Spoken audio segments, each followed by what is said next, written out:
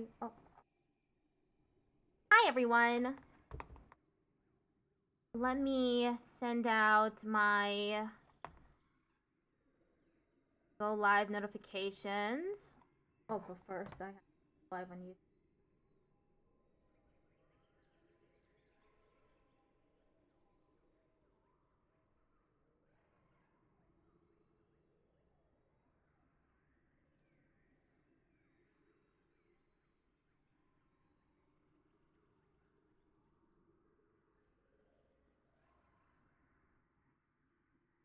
I figured I should go live early, at least a few minutes early.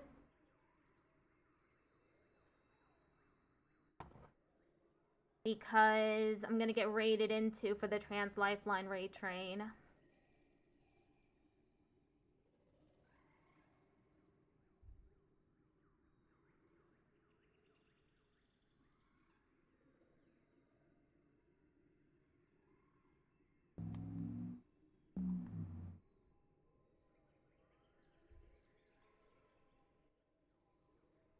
Okay. So I'm going to be starting a new game just for this this stream. Hi, Ultimate Gambler.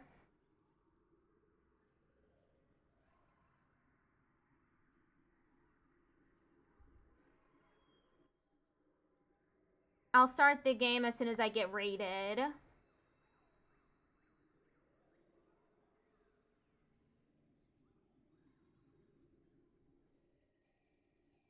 Should be happening any second now.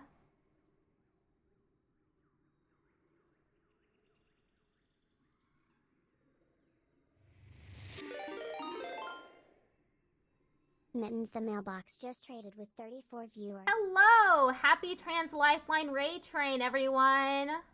Thank you so much for raiding in with the viewers. Mittens the mailbox. How are y'all doing today?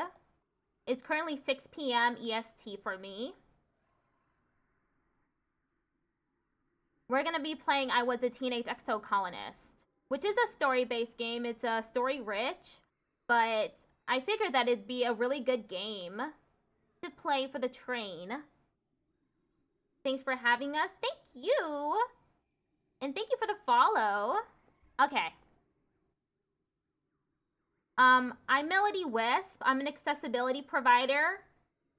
Captions, that's my thing. Captioning. And I really love playing story-rich games, so RPGs and stuff. I'm currently playing Yakuza Kiwami 2 and Hollow Knight on my channel. I rotate between the two games. And I also stream myself practicing stenography on Thursdays. Anywho, let's get into the game. I'm gonna start up a new save just for the stream. Wake up again. Warning, this game deals with mature subjects and may not be suitable for all players. You wake to chaos, a confusion of light and heat and smoke. Fire! Your head is pounding. You must have hit it and blacked out, but you aren't sure how you got here or what on Vertumna is happening. There's something important you need to remember. Your stomach lurches as the floor crumbles beneath your feet, then collapses. Your body aches and your eyes burn from the smoke. A figure appears through the flames. It's your friend. Your friend? Wait, why can't you remember her name? She's gesturing and shouting at you, but all you hear is a ringing in your ears. It went well. Played some modded Minecraft and built some trans themed builds in my world. Ooh, sounds like fun. How are you? I am doing good. What's going on? You try to speak, but the words come out jumbled. Your throat seizes around a lung full of choking smoke and you feel dizzy and confused. Your friend pulls you out of the rebel. She throws your arm over her shoulder and half drags you towards the door. Through it, you see a deep, eerie twilight, dark blue and cold against the heat of the fire around you. Below season. Glowing eyes. You shake your head to clear your vision. Is that some kind of dog? Like from Earth? The creature howls and lunges, its jaws open.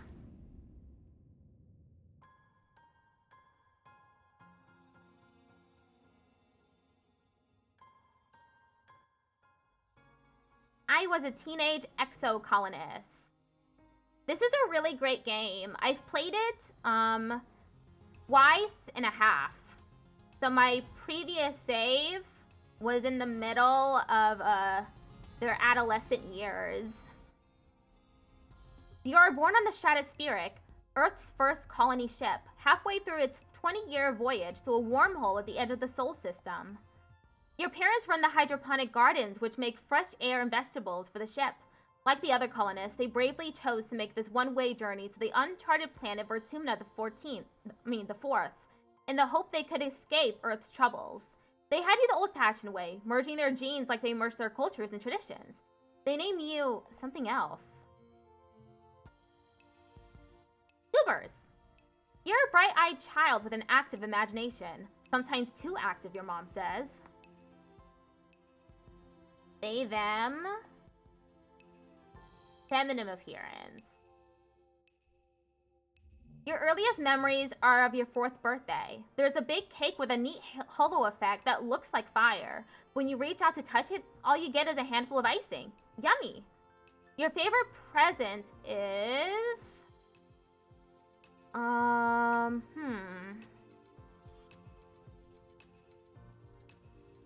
Let's see.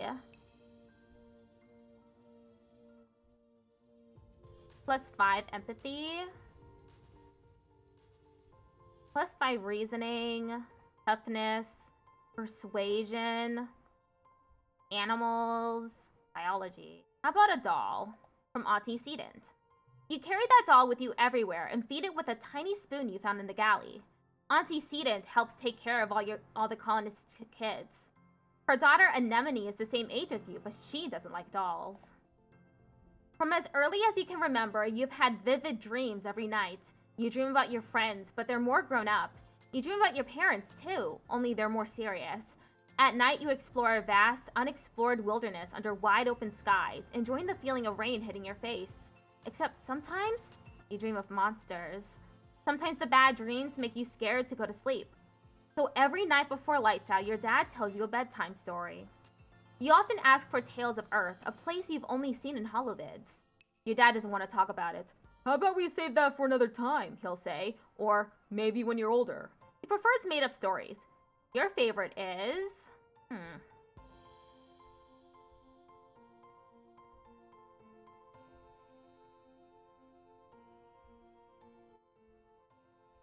How about Future Dog and the Space Cadets? Future Dog can turn into a light beam that the cadets can ride on. They have adventures in the farthest reaches of space, kind of like you.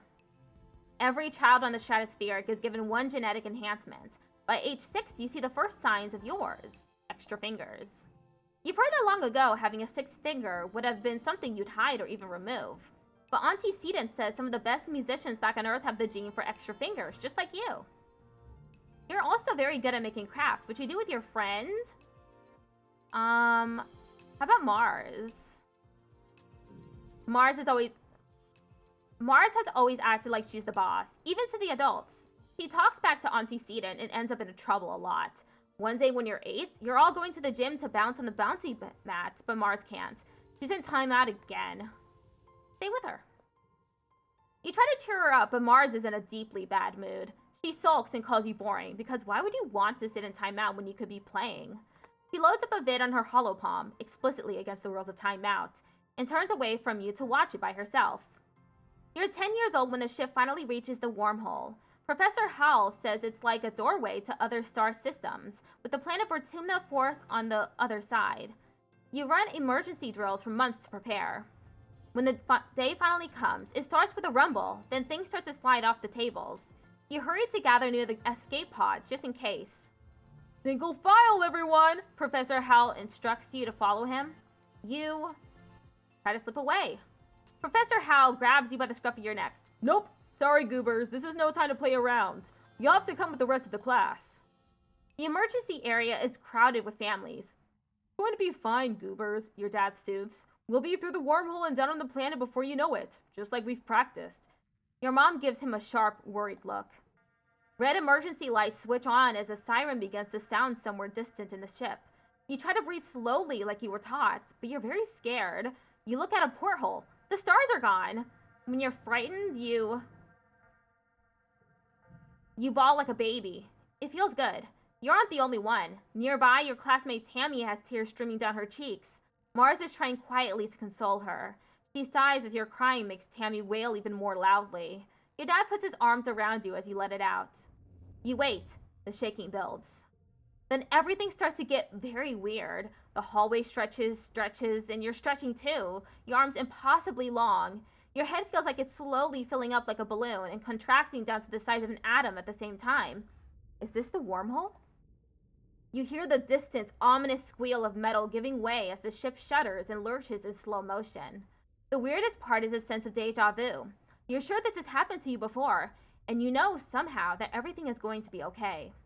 The shuddering reaches a crescendo.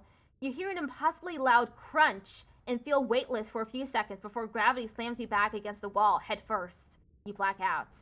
As you slip unconscious, you feel yourself twisted out of time. It's today, yesterday, and tomorrow all at once. And more than just one tomorrow. Lots of them. Different tomorrows. You find yourself in a battlefield you know from your dreams. All around you is chaos. You try to move, but you've sunk into the knee into some foul organic muck. You have the sense of something large bearing down on you, its hot breath scorching your back. You can't run. You can't stop this. Distantly, you can feel the ship's shaking has stopped and hear your parents' worried voices. Feeling safe, you slip further into the warm embrace of the stars. You drift. Gradually, your consciousness reforms. You wake up in the medbay. The medbay under you plays a soft tone and an automated voice speaks. 2 weeks have elapsed. The patient's cranial injury has completed healing. They may now be safely discharged. As the fog lifts from your head, you realize something seems different about this room. It's so bright. You try to focus on the window. Something is definitely different. Sunlight? Instead of the familiar blackness of space, bright light from twin blue and yellow suns is streaming through the windows. You peer out and see fields, glass-walled domes, and walls ringed by giant mushroom-like trees. There are construction materials everywhere, and people walking around outside on the ground. You better get out there and join them.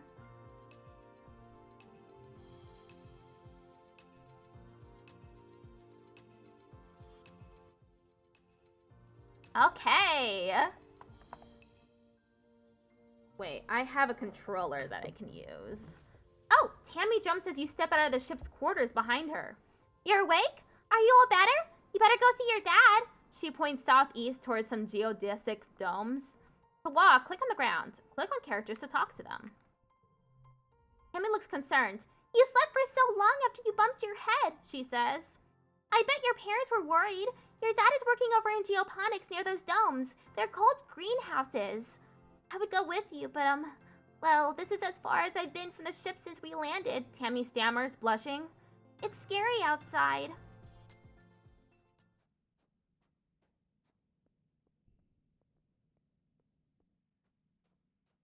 Gotta go to geoponics. Hey, Dad. Hubert! Your dad gives you a big, warm hug. I'm so happy you're finally awake. Dr. Instance thought it'd be best to keep you asleep while your noggin healed.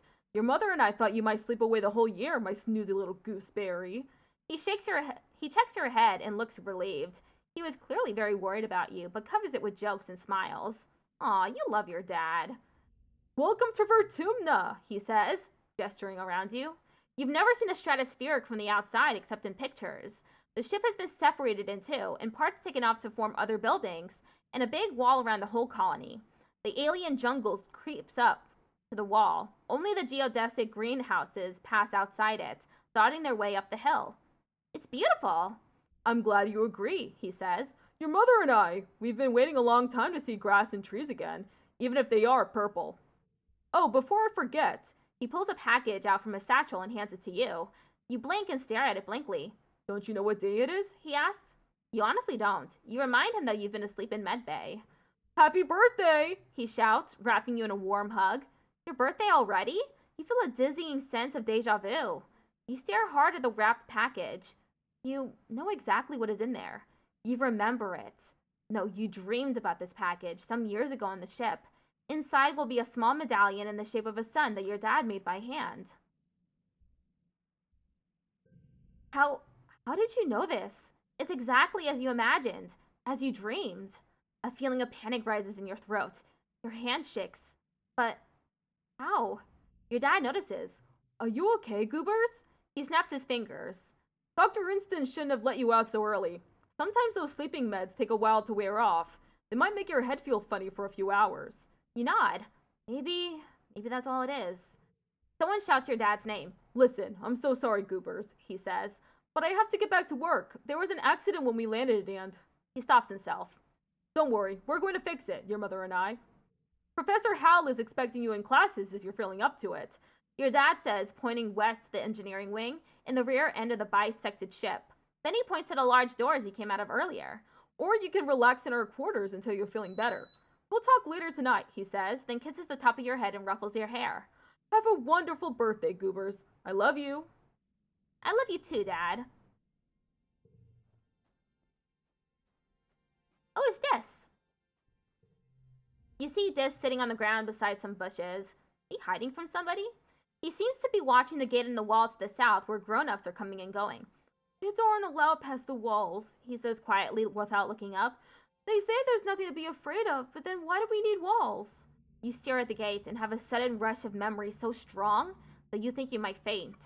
You imagine something crashing through the wall, something enormous and dark and wriggly.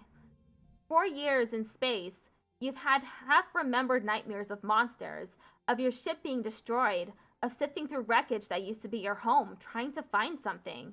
Your dad always told you the dreams weren't real. Breaking you from your daydream, just whispers, I think there are monsters out there. Our parents will keep us safe. Maybe, Dis mumbles. He doesn't look convinced. He looks down at his feet. If you believe everything they say, I guess you should go to school now. Like a good kid, he sneers. You shake the vision from your head. It was just a dream. This must have made you imagine it with his creepy talk. Why does he always have to be like this?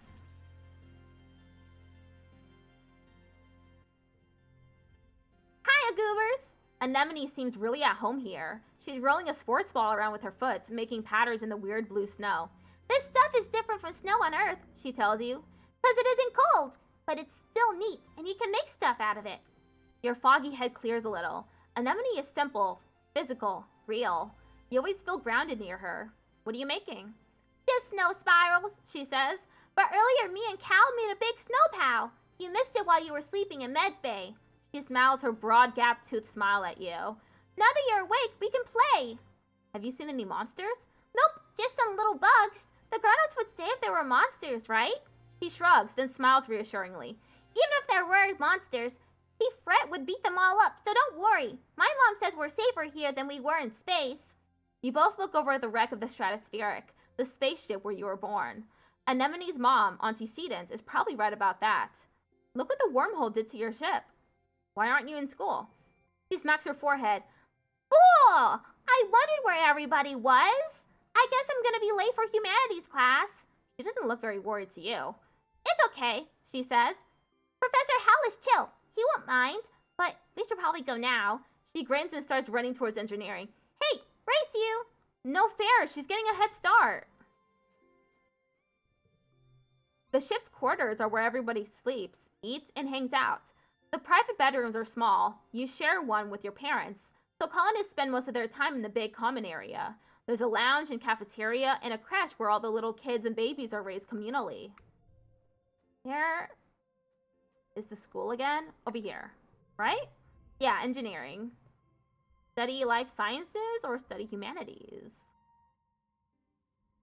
A low throbbing noise comes from the engine room, which provides power to the colony. Other corridors lead off to the teaching labs and med bay. You know the route to your classroom well, but the rest of this wing is off limits to children. Congruence, the ship's onboard AI, beams down at you from a nearby holoscreen. Don't forget to study hard, Goobers. Study humanities. Welcome, Goobers! Professor Hal greets you. I hope you're all warmed up and ready to study the glorious humanities. History, literature, language, media, and philosophy. And yes, if you're lucky, we'll have a little ancient Earth poetry, too. He seems excited about that last bit. By the way, if anyone is interested in taking engineering classes, please register through Congruence's scheduling system when you have a chance. You'll be helping me teach them. Today's assignment is an easy one, Hal says with a yawn. Because I was up late repairing Congruence's subterminal, and I could use a nap. I'd like you to write an essay on what the Vertumna colony means to you. My friends are all here. You write about all your buds and the fun things you do together. When Hal wakes up from his nap, he asks a few students to read their essays to the class. Mars likes yours because you mentioned her in it. Get to work!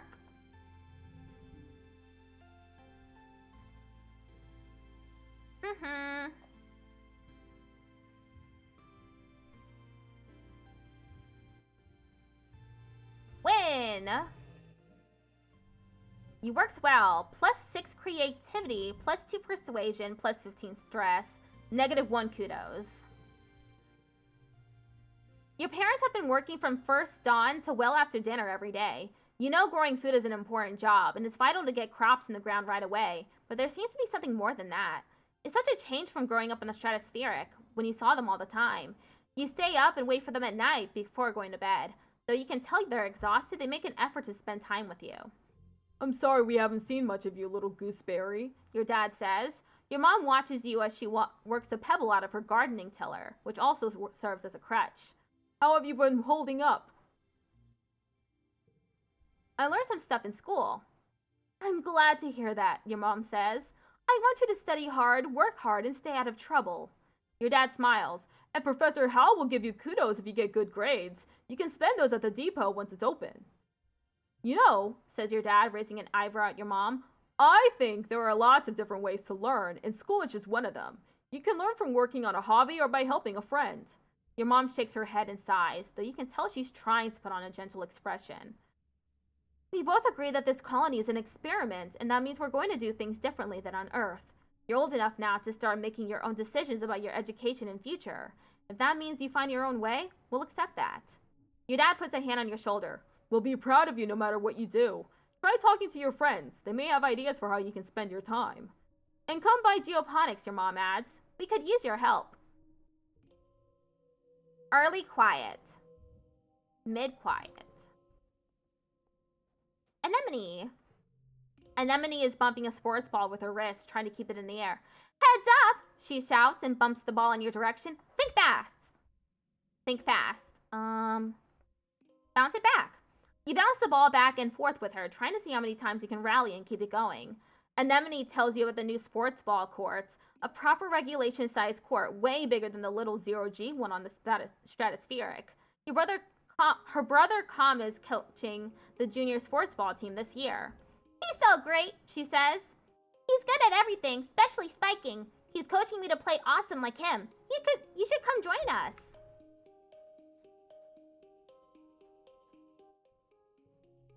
Hello, my little potato, your dad exclaims, smiling warmly. What have you been up to today? Just hanging with my friends. That Cal's a good boy, he says. And have you seen Anemone? She's been out by the garrison playing sports ball. I think she's spent every day outside since we landed. He chuckles to himself. Guess that's what happens when you've got enough brothers to make your own sports ball team. He breathes deeply and looks slowly around. Vertumna is magnificent, isn't it? You nod. Seasons, he shouts, throwing his hands wide. I miss seasons! Back on Earth, it got much, much colder, and the snow wasn't half as pretty as our spark snow. He sighs, stretching. You just wait until dust season. Both the suns will be high in the sky, and it'll be real hot then. You'll see. You find your mom hard at work setting up the greenhouses with a small construction crew. You've seen these plans pinned to the wall of your family's quarters for years now. These geodesic domes will house the more delicate plants from Earth. Spinach, tomatoes, maybe even fruits. She takes a swig from her canteen as you approach. Looking for something to do? She asks. Remember, goobers, you're responsible for your own schedule now that we've landed. You can decide how to spend your time, so long as it's productive. She points towards the engineering wing, in the back half of the stratospheric severed frame. Professor House is still expecting you in class, but a well-rounded education includes practical application. You're old enough to help with the work around here. She claps her hand on your shoulder. I've got another minute. Anything you need to know? Nope, I'm good. There's this.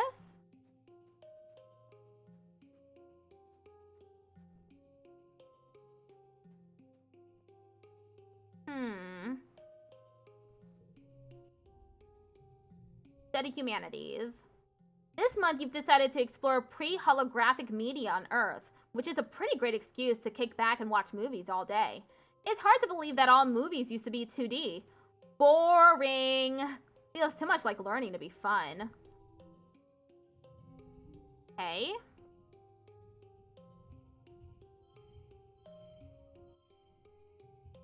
Win. You worked well. Plus 8 creativity, plus 2 persuasion, plus 15 stress. This week you had a few more bouts of deja vu, remembering what somebody is about to say or do just before they do it. Sometimes they actually do it, but not always. This morning you were sure Professor Hal was going to trip on the uneven floor in the cafeteria and spill his plate of hash browns. You even told Mars to watch. He didn't, though. As Professor Hal walked away, his hash browns safe for today, Mars called you a liar and a dummy. At night, your dreams are all mixed up with stuff that you know can't be real.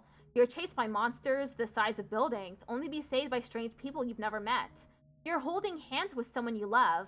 You're crying as you help lift a shrouded body into the colony recycler. Everything seems so familiar, but when you try to recall their faces when you wake up, they're smeared in your memory like wet paint. You've lived this life before. In your dreams, you're sure of it.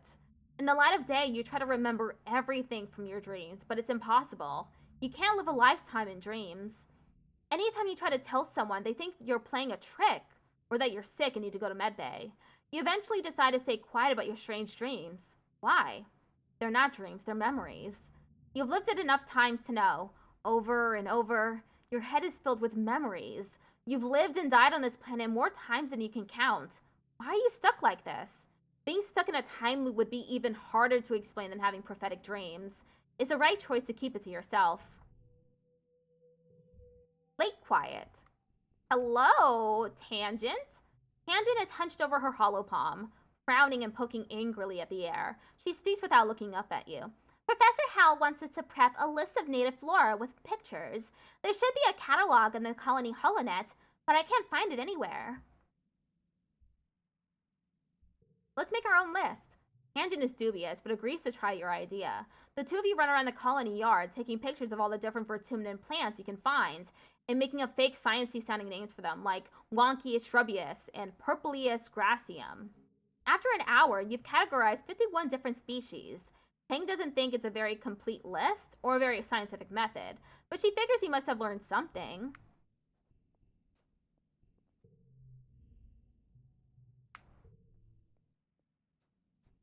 Oh, Tammy. Hi, Tammy. You see Tammy sitting quietly near the entrance to the lounge. You've known her for, well, your whole entire life. Back on the ship, you used to play with her. Tammy had the best doll collection. After her mom died, her dad used all his nanoprinter credits to print her a different doll every month for a whole year. Her ears perk up when she sees you. Oh, hello, Goobers, she says. Her voice is soft and dreamy like a beam of starlight. Do you want to play dolls? I sure do. You don't think Tammy will ever be too old to play with dolls. If anything, she has even more of them now. She takes you to her quarters and brings out the entire Spacey Stacy doll collection. A disturbingly realistic baby with real bowel movements. And 2 super fancy posable dolls named Lily and Tilly who can be programmed to move on their own. Tammy isn't very good at the programming, so Lily and Tilly just roll around awkwardly when you turn them on. You cover quickly by saying they must be breakdancing at a club. The two of you spend the afternoon making up stories of their rise to stardom as professional dancers. Mars! A sharp whistle interrupts your thoughts. Hey, Goobers! Mars calls out to you. Come here, I have a job for you. You walk over to Mars, who's sheltering from the snow under the ship's overhang. It's so gross here, she complains. This spark snow would ruin my good clothes. At least on the ship we had climate control. Ugh. Tammy made me some soy sweets, but there's no way I'm going out in all this weather, she continues. Since you like running around in it, could you fetch them for me? Okay. Good, Mars claps. She's probably just down the hill near her quarters. Mars sighs. She's scared to take more than a few steps from the door. All she wants to do is hide inside and make sweets. Tammy is staring obliviously at the sky, smiling to herself. She startles as you approach. Oh, hello, Goobers, she says, putting her hand to her chest. Do you need something? I'm here for Mars's soy sweets. Tammy smiles at you. to help out Mars. She's a very important person, you know. She hands you a box wrapped in a pink and yellow scarf. 1 order of mango soy sweets made fresh this morning, she says. Please tell Mars that she can have the scarf back, okay? She used some of her kudos to nanoprint it for me because it's so dusty here, but I think I'm getting used to it now. Tammy smiles again and tucks her hair behind her big elven ears. Mars is so cool, she says fondly. Sometimes she's kind of bossy, but I know she really cares too. Mars puts out her hand expectantly. Give it here. If you want them, you gotta pay up. Mars scowls at you. This is extortion, she complains. Didn't you learn anything from Earth history class? It's because of greedy people like you that we had to leave Earth. You're pretty sure that wasn't what you learned about labor activism. Fine, Mars grumbles, but only because I can afford it. You know, it's not right to bully me just because I have so many kudos. You hand over the soy sweets and Mars transfers the kudos with a wry smile. She seems to respect that you ask for payment. Zeke is looking for people to do delivery jobs, she says, gesturing to the depot behind her. Considering all you care about is kudos, you're a perfect fit. Just tell them I referred you. Command is a warren of long hallways with doors off to tiny nondescript offices. Everyone you pass seems to be hurrying off to something important. The end of one hallway opens into the supply depot, which works as both requisitions office and general store.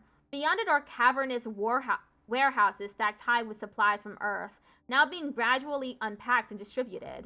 I need 10 toughness or 10 organizing. Should probably chill out. Let's relax in the lounge. Nothing much happens this month. You spend most of the time spacing out to whatever's on your here speak, occasionally nodding hello to the other colonists passing through. You binge a few seasons of a show you've been meaning to rewatch. Relaxing. Lake quiet.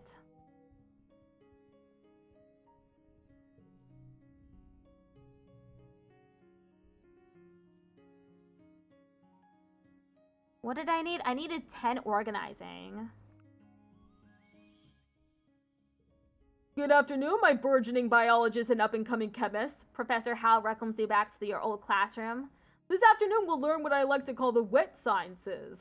He gestures to his holo-projected lesson plan.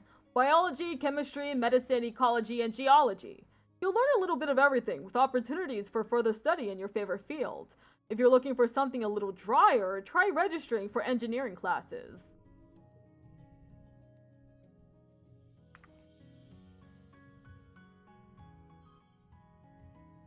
When? You wake from an afternoon nap. The dream you're in is one you've had many times. The air is strangely pink and fluffy, kind of sticky, and you have to push your way through it. It feels like every step takes an eternity.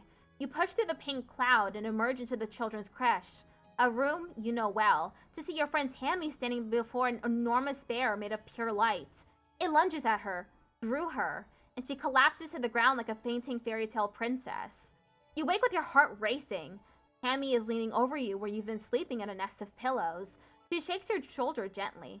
Oh, I'm sorry, Goobers, she says as if speaking to a small child. I think you are having a nightmare? Are you okay? Are you? Nothing bad happened in the dream, but you feel sick with dread. Since you're awake, you should visit the cafeteria. Auntie Seaton is making a new kind of candy, she says. She says it's made of cotton. Isn't that weird? I have to go tidy the creche first. Then I'll meet you there. Save some for me, okay? Tammy skips off towards the creche, humming to herself. You feel groggy and need a minute to clear your head. That dream. Wait, go save Tammy.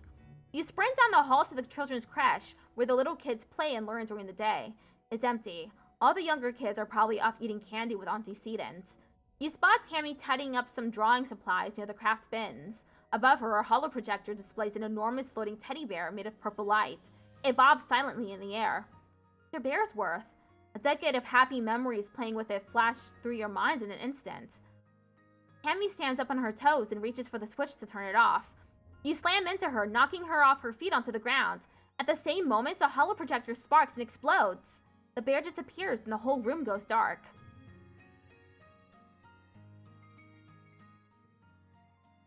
In the dim emergency lighting, you see Tammy's eyes wide with surprise and fear. She sits up and rubs her elbow, staring at you. Sorry, are you hurt? It's okay, she sniffles, looking like she might start crying. Why did you do that? Owie! I just saved your life. My life? She says. She peers into the dark room, looking even more frightened. Ow! You try to explain that the holo projector was going to shock her, but she doesn't seem to understand. What? How? But it's Mr. Bearsworth, she says. It's just a toy. She doesn't believe you, but that's okay. You're just happy that you followed your dream and got here in time. You decide not to mention the dream since she seems weirded out already. After a minute, the lights come back on. The projector is dead, a thin trickle of stinky smoke coming from the base. Don't worry, Tammy says, brightening as she gets to her feet. Professor Hal can fix it. He can fix anything. By the time you find the professor and finish cleaning up, you've forgotten all about the pink candy in the cafeteria. Mid-pollen. Tangent? Goobers, Tangent says, approaching with a purpose. We need to discuss my brother. Who, this? Yes, this, she says impatiently. I need you to figure out where he's been disappearing. Ever since we landed, I barely see him anymore. He doesn't even come home at night sometimes, and She trails off and looks at her feet.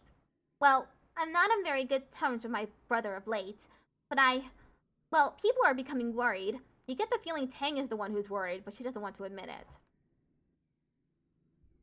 I'll talk to him. He probably won't tell you, Tangent says angrily. Noon's apple, she swears. He won't even talk to me anymore. She sighs. You may have to follow him. I would, but everyone in the lab would know I was gone. No one cares where he goes during the day.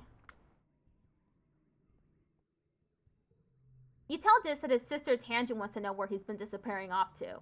His eyes flit briefly to yours. Then he stares vaguely off towards the engineering wing, where his sister is reading on her holopomp between classes. He doesn't say anything. She's worried about you. She doesn't care about me, he says sullenly. Tangent's just worried she'll get in trouble if I don't come home one day. He scowls and picks at the hem of his sweater. She doesn't care about anything but her schoolwork. Just leave him alone.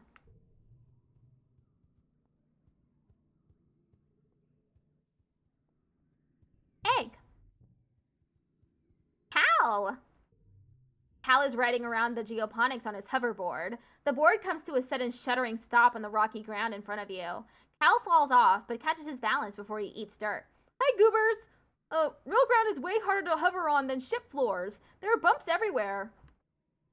We all have to adapt. Yeah, Cal exclaims. Things are actually way better planet-side. Hovering outside is rad. Look at this! He runs over to a small depression in a nearby hill and presents it like it's something amazing. Look at it! It's a skate ball! Cool, can I try? Sure, but please be careful. Mom says if I break my hoverboard, we can't make another one.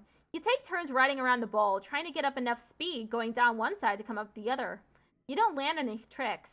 It's hard just staying on the board with this uneven ground, but it's still fun. Tammy is sitting down in the grass with a baby on her lap. They're playing nicely with some flowers or a strand of the beads in Tammy's hair or something. Tammy keeps gently removing her hair from the baby's mouth. Oh, goobers!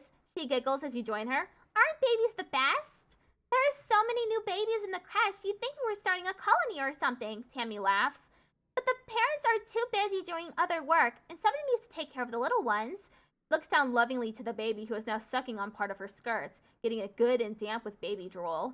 You could help too. It would be fun. The baby chooses this moment to spit up a big puddle of pale yellow liquid onto Tammy's dress. Oopsie!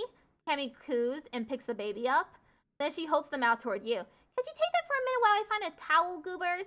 The baby hiccups and rolls their eyes. They still look a little queasy to you. Of course! You hold the baby against your shoulder and pat their back the way you've seen parents do sometimes. They let out a satisfyingly loud belch, and you feel a trickle of liquid run down your back. But you don't care, because there's nothing better than a fresh baby smell. You decide you might take Tammy up on that babysitting job. Uh-huh. I need 10 toughness. A small team led by the Security Chief Rhett was enough to keep the peace on the stratospheric. To stay busy, they also ran the exercise gym and sports ball courts. Here on Vertumna, the garrison has expanded fast. They're building a huge wall around the colony and have an outdoor firing range and a big covered dojo. Best of all, a regulation-side sports ball court. Play sports ball. Anemone meets you on the court. She's bouncing from one leg to the other in excitement. My brother Kom is organizing the youth team, she tells you. Kombucha offers you a high five in greeting, then tosses a sports ball your way. Let's start with a practice game to see what you're good at. You and Anemone are team captains. Pick your team. Anemone used to practice with Cal and Mars on the ship, but Tammy? He's surprised to see her here. Kong will fill in to even up the teams, but he promises to go easy on the other side. Who's Mars? I'll play Spiker. Mars runs to take position. Seems like she's in it for the glory. Hopefully she'll want to share some of that with the rest of the team. Anemone chooses Kombucha, of course. They bump fists. Your next choice? Tammy. Cal said I should join, but I'm not very good at sports. Where should I stand? She asked quietly. You aren't sure. You assign her to tackleback and tell her to stick like glue to the opposing team's spiker. Maybe she'll get in their way instead of yours? You face off, 3-on-3. Start the game. 29? Whew. I don't have enough for that.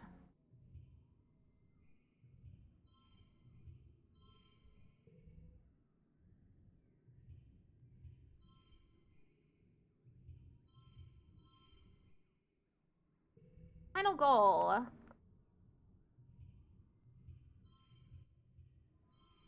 Win! Victorious! Tammy tackles Anemone in a brilliant takedown that surprises everyone. She really took to her role as the immovable object. The score is tied with Anemone and Com putting the pressure on. Then blam! You score the match point with a rad spike all the way from the net line. Victorious! +2 bravery, +1 toughness.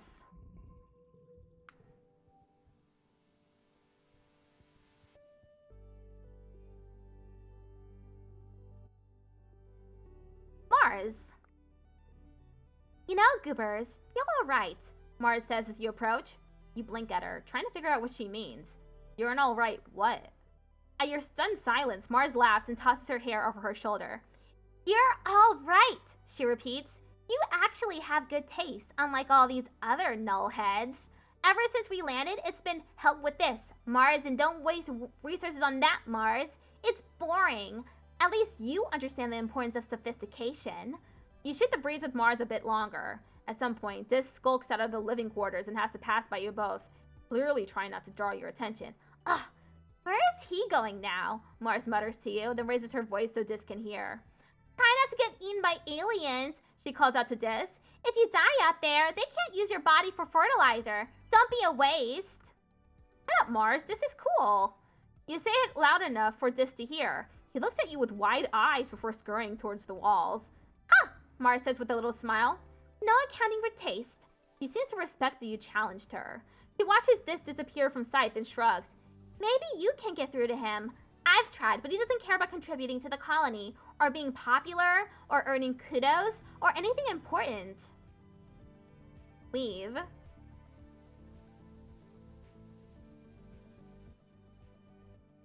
I need 10 toughness, or 10 organizing?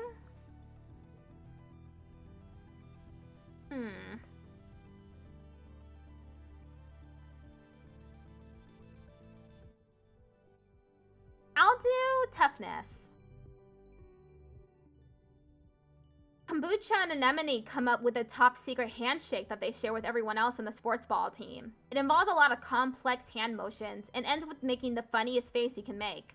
You're not supposed to, but you show it to your dad. He pretends like he can't understand it, so your secret is safe with him. Playing sports ball.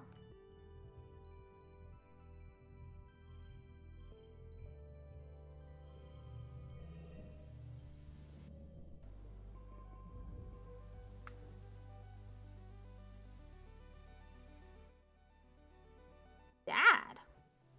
Dust is such a dry, hot season. Both suns are high in the sky, baking the usually lush Vertumnan jungle. If there's a breeze, it's warm, and you guessed it, dusty.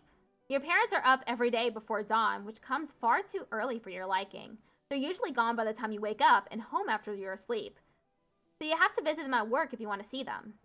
Good morning, Gooseberry, your dad greets you cheerily. Have you come to see the harvest? Your mom and I are gathering crops from actual Vertumnan dirt this week.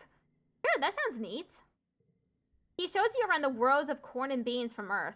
They all look a little yellow and scraggly, not what you'd expected, but your dad enthusiastically points out the vegetables ready to harvest. Don't forget, he tells you, the Vertumnalia Festival is coming up. There will be a talent show and a science fair. I'm sure you're eager to participate, goobers.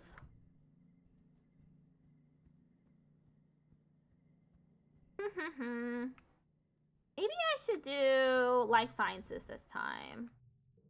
Cal may not be the most attentive student in the class, but what he lacks in book smarts, he makes up for in hands-on experience. Nobody else has as much experience with the native flora and fauna as he does.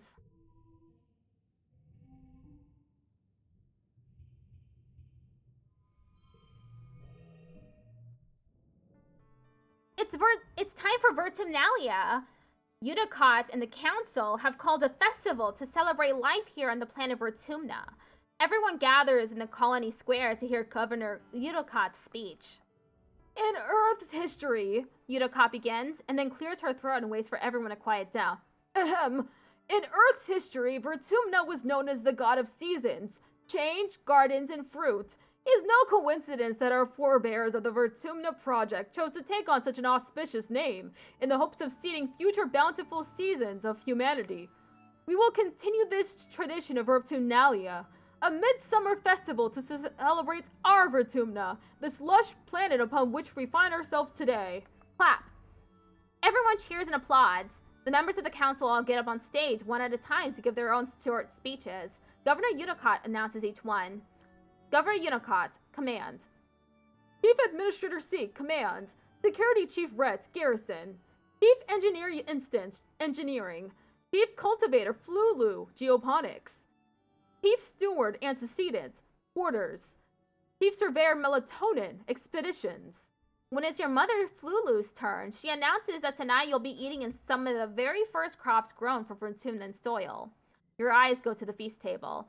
Aboard the Stratosphere, it would have been mostly soy-based food from the nanoprinters, spiced up with what precious fruits and vegetables could be grown in the small growing bays. This year, the Earth plants look even less robust than usual, but they're supplemented by some Vertumnan plants you've come to appreciate. Juicy watato pods and slabs of edible fungi. Udicot takes the stage after everyone in the council has said their piece. What is a festival without festivities? She asks. Professor Hal and Security Chief Fred have organized a 3-part competition for the kids. Good luck, children. Okay, how about the talent show? It's an all-singing, all-dancing, all-talent extravaganza. The entire colony gathers to watch the show after dinner. First up, Diz plods up to the front of the stage as a pop song starts to play. He just stands there, deadpan, staring into space with his arms at his sides while the singer belts out the first verse. Then as the chorus comes in, he suddenly springs to life, dancing and lip-syncing to the lyrics frantically, waving his arms and grinning maniacally, then collapses back to standing still once the chorus is over. It's hilarious, but you aren't sure you're supposed to be laughing. Next, Mars performs a choreographed dance routine to an old Earth song by an AI idol. She has Wow, how topical. She has light-emitting balls at the end of her hair, which she swings around everywhere in the dim light, while controlling a small floating ball drone who dances with her. It's total overkill, but it is impressive. Your turn. What do you do?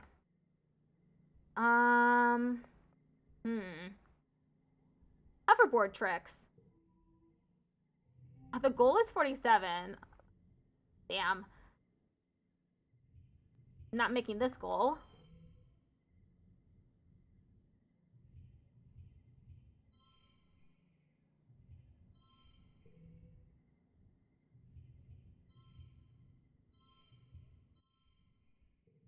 Push through, 50 stress. +4 creativity. You thrill the crowd with your death-defying hoverboard stunts. Well, they're not death-defying, but they're still pretty cool. You win, as voted by audience applause. Mars begrudgingly shakes her hands, leaning in to whisper that you better enjoy your victory now, because she's going to destroy you next year. After the festivities are over, everyone takes time off for a much-needed break. During the fierce heat of dust, a few days' rest is exactly what you need. You feel refreshed. Mid-dust. Cammy, what's going on? Cammy almost doesn't notice you approach her. She's bent over her hollow palm, intently taking notes, until you get close enough that her ears wiggle and she looks up, surprised. Oh, hello, Goobers, she greets you cheerfully. I'm so sorry, I didn't see you there. You ask her what she's studying, and she flushes pink and tugs on her ear. Oh, I'm not studying, she says. I'm making a list of my friend's favorite things. She laughs, a little embarrassed. And, well, you're my friend Goobers. So, what's your favorite color? Black. She notes your answer, then asks what your favorite dessert is. Fresh fruit. Tammy carefully notes this as well. Okay, last question. What is your favorite toy? Dolls and action figures. Me too, she smiles. Okay, now I know what to get you for your birthday. Ask her what her favorite things are. She presses her index fingers together shyly. I like the color yellow, and my dolls, and my favorite sweet is cake.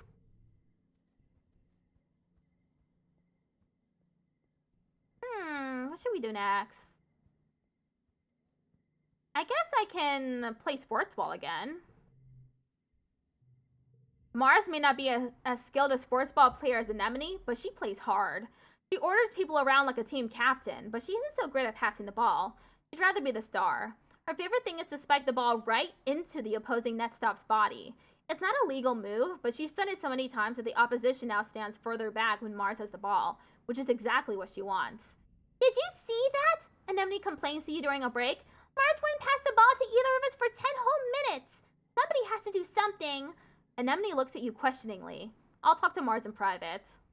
You pull Mars aside before the second down. When you explain that she needs to change her behavior, she gets defensive and angry, but seems to understand what you're saying. Fine, she says. I get it. If I hog the ball and don't pass it to players who are worse than me, they'll never get better. I guess you have a point. Mars tries your teamwork theory out, and the three of you sweep the floor with the other team. She does a fairly good job of actually being team captain, too, encouraging you and Anemone to play your best. Turns out Mars likes winning even more than she likes being the one with the ball. Get to work.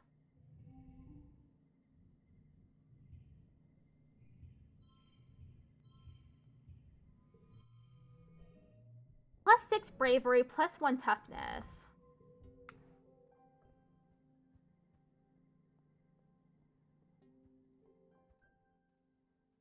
How is my toughness right now?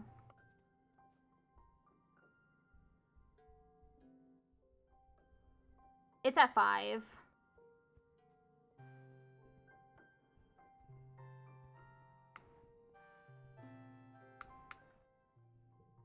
Anemone is lying in the dirt, sweating and gasping for breath. It's so hot, she complains. How am I supposed to run in these conditions? Play more sports ball. You're paired with Nougats in practice. You make the mistake of underestimating her, and she wipes the pitch with you.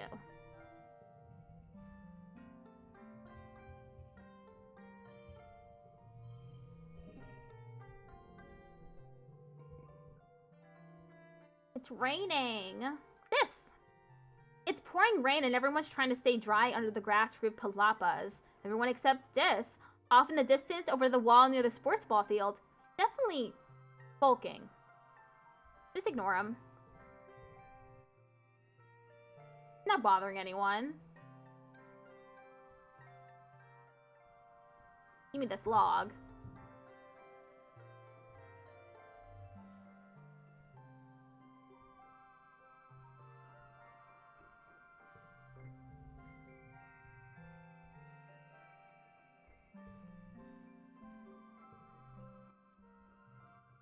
Play sports ball. When there's no sports ball game on, the security teams who train nearby use the field to practice with long-range rifles. As you show up to sports ball practice, Calm is helping take down the net. Sorry, kiddos, he says. Rip wants us practicing with the big guns today, and we can't have you running around the place. The bullets in these drone rifles are heat-seeking, and even though they're programmed to avoid human targets, safety first. But today was supposed to be our day to have the sports ball field, Cal complains. You soldiers don't even want to play sports ball. You just want to shoot your dumb, noisy guns. Anemone bounces over. Hello? They have more than just huge guns. They have cool stun gloves that are like magic lightning arcing out of your fingertips. It's super galactic. Cal shakes his head. That's not the point. Stand up to those soldiers. You rip the net out of Calm's hands and start putting it back up. Anemone looks nervous. Here comes Security Chief Rhett. He looks scary. Angry, goobers. Don't back down. You stand your ground when the security chief tries to intimidate you with his loud voice and his big chest. Today was your day to use the field. Rhett sees the fire in your eyes, and after a minute, he laughs and gives in. You're a tough one, huh, goobers? He says, a twinkle in his eye. Okay, you're right. Today was your day to use the sports ball field. Come, we'll have to train with something else today. Huh, that wasn't so hard.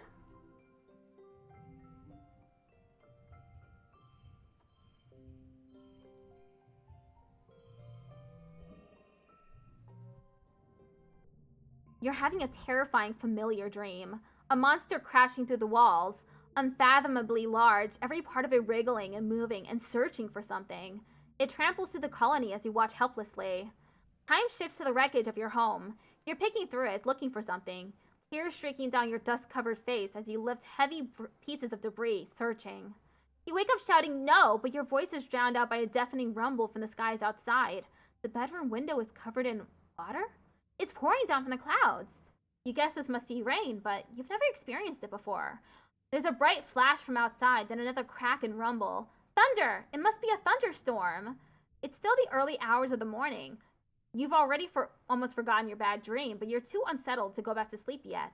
The rain beats down on the roof of your quarters, joined now and then with great peals of thunder like the footsteps of an angry beast. Run outside and play in the rain. It's surprisingly warm outside, and the water feels nice hitting your head. Everything smells fresh and damp and wonderful, and the dusty packed ground has turned to squelchy mud between your toes. You don't go too far from the door to your quarters, but it's exciting being outside in the dark, watching dramatic streaks of lightning arc down to the hills behind the colony.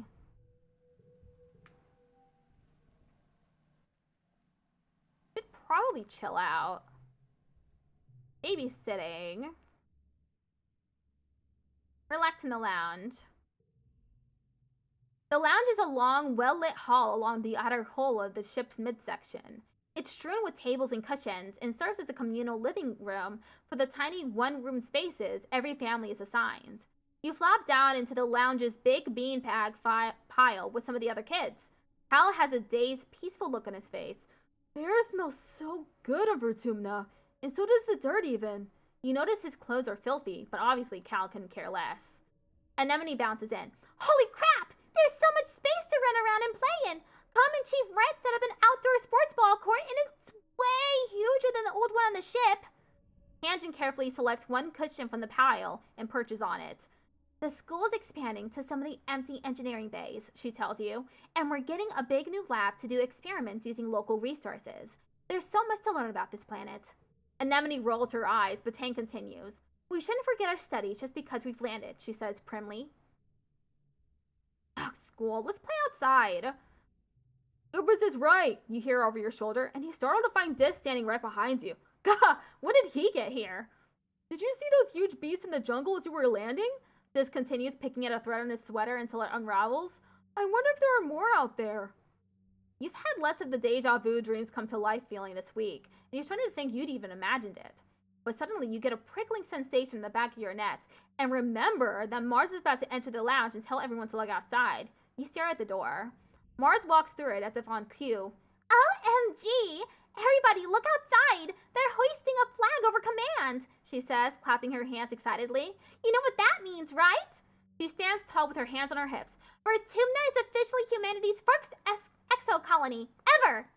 You look at the flag, feeling dizzy, and silently mouth the words along to what she says next. You remember this moment so well. This is history, kids, she exclaims, wrapping Anemone and Tangent under each arm. And we were there!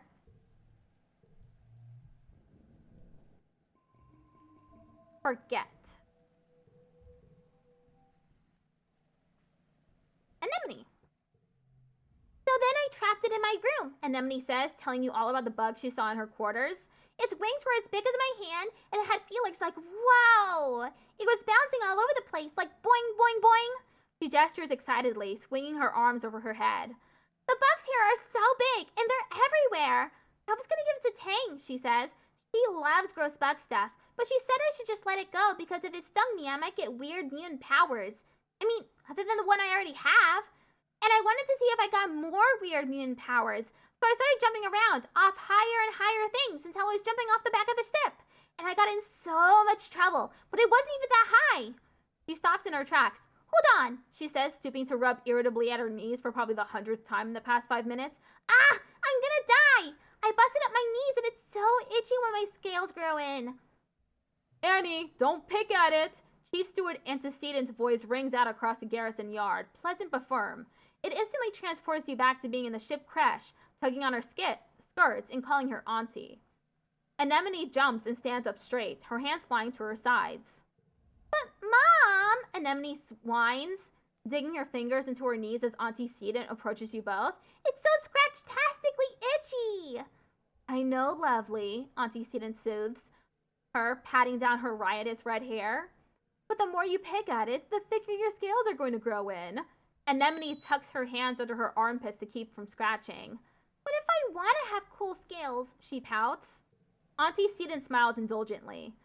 At the rate you're going, I'm sure you'll be covered in them before you know it. No need to rush.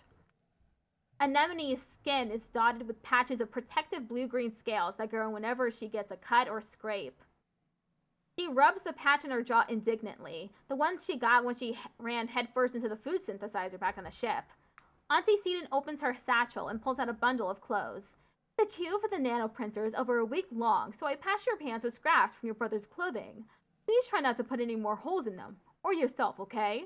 She hands the clothes to Anemone and kisses her on her forehead. Anemone sticks out her tongue and gags. Yuck. Anemone evaluates the clothes as her mom walks away. Galactic!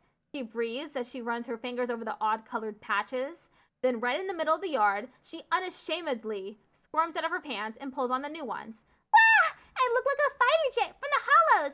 She exclaims, showing off her new pants. Like when they stencil your kill count on your plane. Or like a really cool scar. Anemone grins. Yeah, you get it. My pants are scarred just like me. She's so cute. I still need some toughness. What's it at now?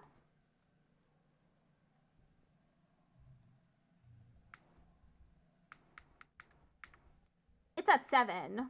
I just need 3 more. I need water.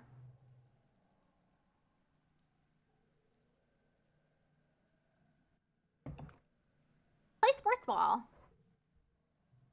Playing sports ball is miserable in the rain. Everyone complains at first, but after a while, you almost begin to feel one with the rain, and it ceases to bother you. Having weather at all is still kind of a novelty after all, and the rain keeps you from overheating, which is nice.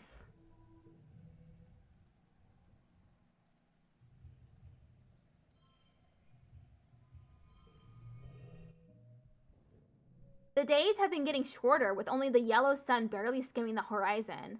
One morning, you wake up in the darkness and have to check your holopalm to know what time it is. You see a holostream from Mars. Good morning to all my pals, if you can even call it morning. They've named it glow season because, like, everything is crazy glowing out there in the dark. I am staying the heck inside for the next month.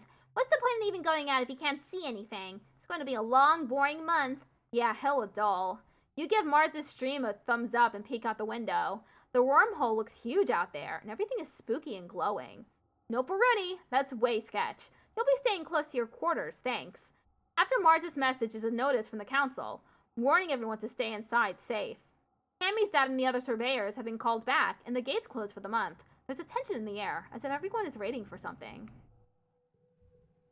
It's glow season! It looks beautiful, doesn't it? Got a crystal cluster.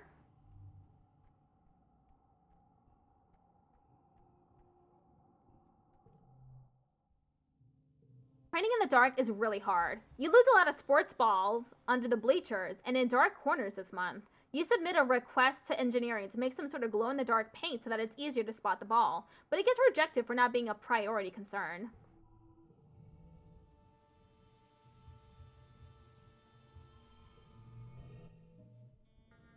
The endless dark of glow season must be getting to you. All week you've been having nightmares. Something is coming. Something bad is about to happen. A dreadful mantra repeats in your head. You're hardly even surprised when the emergency sirens start up. You peek out at the gates. Yes, They should be closed, but they're open, just as you dreamed or remembered. But the details are foggy. They were monsters. The closest assembly point is the children's creche. But from the opposite direction, you hear shouting and loud popping noises. Gunfire! Is the colony under attack? Help fight. You'll try your best to be brave and fight back. First, you dodge some helpful grown-ups who point you back to the creche. Then, you head outside to get your bearings. You can hear yelling from up the stairs to commands and a commotion to the southeast at geoponics where your parents are working. Go to geoponics. Your parents are defending the greenhouses from a pack of knee-high creatures, which seem to have eyes growing all over their bodies. Their oily flesh ripples with a constant subtle motion as the individual eyes blink one at a time incessantly. You can't tell which end is which with these horrible things. Feels familiar. Cal is standing nearby. Wide-eyed, he slowly picks up a shovel and moves beside you. He reluctantly holds the shovel in front of himself like a weapon. Easy, doggies, he whispers. We don't want to hurt you. Get out of here, both of you, run! Your mom shouts, attracting the pack's attention. In a flash of remembering, you lock eyes on one of the creatures. You've done this before. You know it's frightened, you know it's going to attack, and you know what to do. Soothe the beast. You shout, don't look at their eyes, and cover your face with your hands. You hear the eye beast lunge toward you, then stop. Cal whimpers beside you as it sniffs your shirt and paws at the ground. Your heart is beating so hard, but you stand still. You aren't sure you could run if you wanted to. Then slowly, the pack filters out of the greenhouse. You peek through your fingers. It's as if they're anxiously looking for something. Cal and your parents are incredibly relieved. You hear another crack of gunfire from the other side of the colony, then silence. After 2 weeks of darkness with the blue sun barely skimming the horizon, it begins to move higher in the sky and daytime returns. The council admits they don't know how the gates were opened or how the creatures got in. Some of the attacking creatures were once thought to be docile. Others were species nobody had seen before. It was like something had driven them to assault the colony. At least nobody was killed. This time. Early quiet. Childhood is fleeting. The game will end when you reach age 20. I have +9 toughness. Start age 11.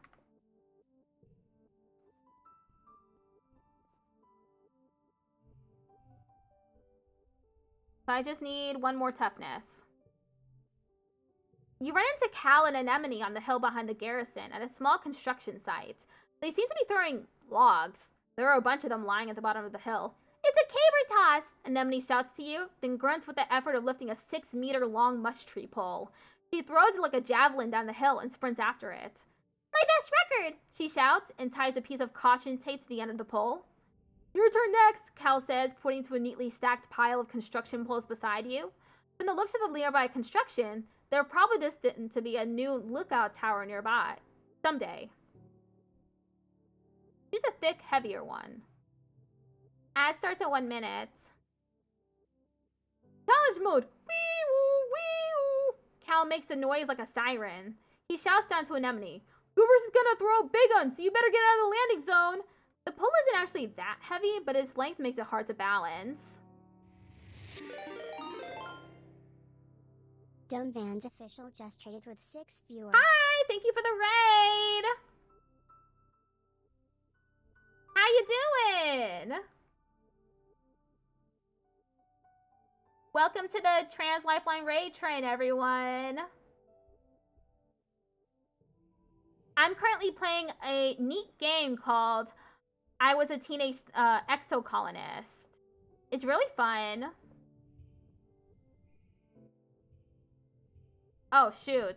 I'm not going to be able to finish this one.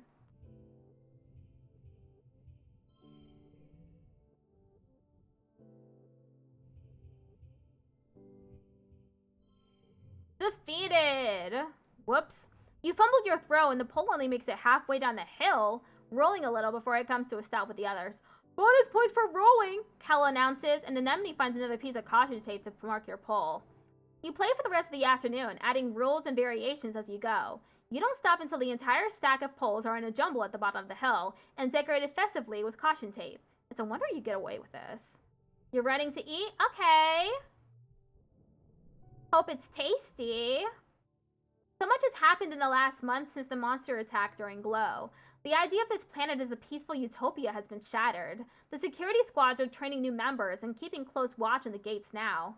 They're reinforcing the walls and even installing a few robotic turrets.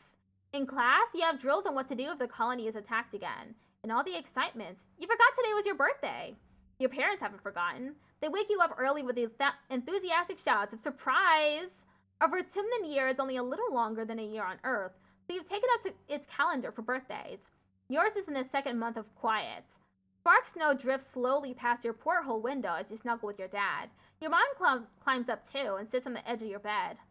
Your dad pulls a bowl of fruit from behind his back with a flourish, like a magic trick. At least you think it's fruit. What are those? Bobber fruit, your dad grins. The foragers have been picking these just outside the walls. They might look funny, but they're tasty. Try one. You take a cautious bite. The pulp is soft and tastes a bit like lemon, only more blue. I bet you can't wait to join the surveyors out there, your dad says wistfully. Who knows what else you'll find? Goobers is not allowed outside the gates, your mom interrupts, her voice sharp. It's too dangerous for kids. Well, I know, but eventually, your dad says, but your mom cuts him off again. But not now, your mom replies. Not since the attack. Not with everything we know is out there now. I helped. I was a hero. Don't even start, your mom snaps. You should have been in the crèche with the others, not putting yourself in danger for no reason. You don't get it. You know your mom wasn't a farmer back on Earth. She was a fighter, too. She's such a hypocrite. Even still, your mom says, it's clear that everyone should know how to defend themselves if it happens again. To be clear, this includes knowing when to run away, your dad adds. Security Chief Red's offering self-defense lessons at the garrison, you know. Even for kids. If you're interested, you should drop in sometime. Your mom gives you a stern look. And I know your friend Dis has been sneaking outside the walls, she says grimly. If I catch you doing that, I'm going to put a chip in your ear. You laugh. What a good joke. Your mom doesn't laugh. I'll do what I want. This argument does not win you any favors with your mother.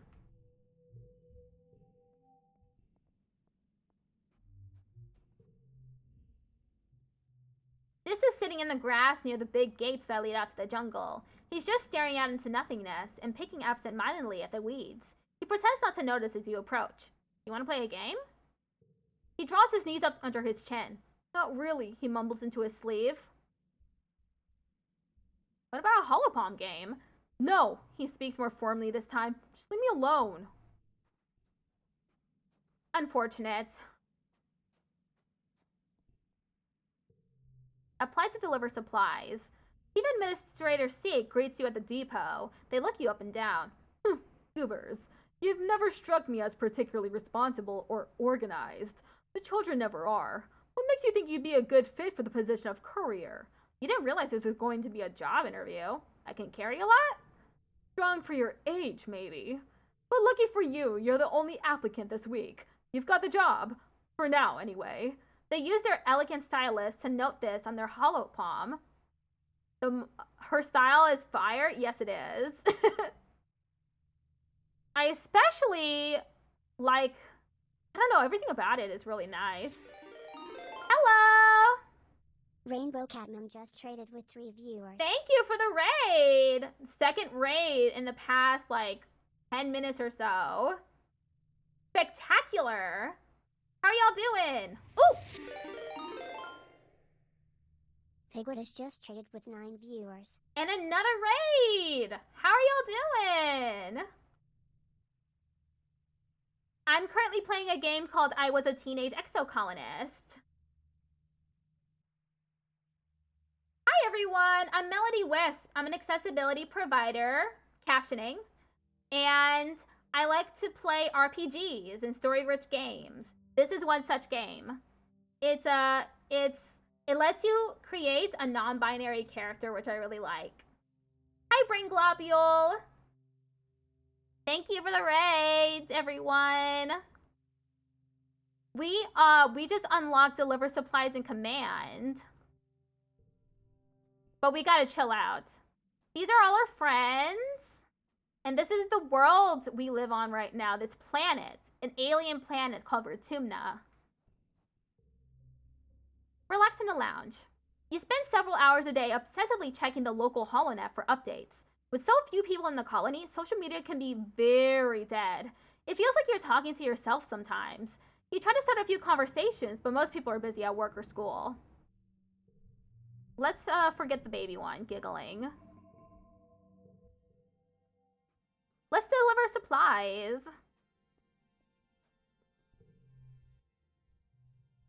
Seek sends you all around the colony delivering supplies. During your first week, it's mostly small things you can carry by hand or push on a little carts. Stuff like tools and electronics. Some are high priority, which means you have to move fast. It's fun getting to yell, "Important delivery coming through!" and people actually get out of the way. Get to work.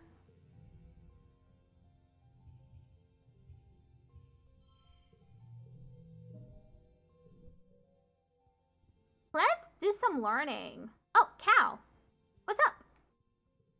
You're looking for Cal in the garden when you nearly trip over someone else, one of the younger kids, and they're blindfolded? Hey, they exclaim, ripping the blindfold off their face and throwing it on the ground. Thank you so much for welcoming us late to my own raid. That's cool.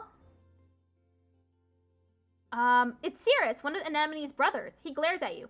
I was almost done. Hope you're having a great stream. I am.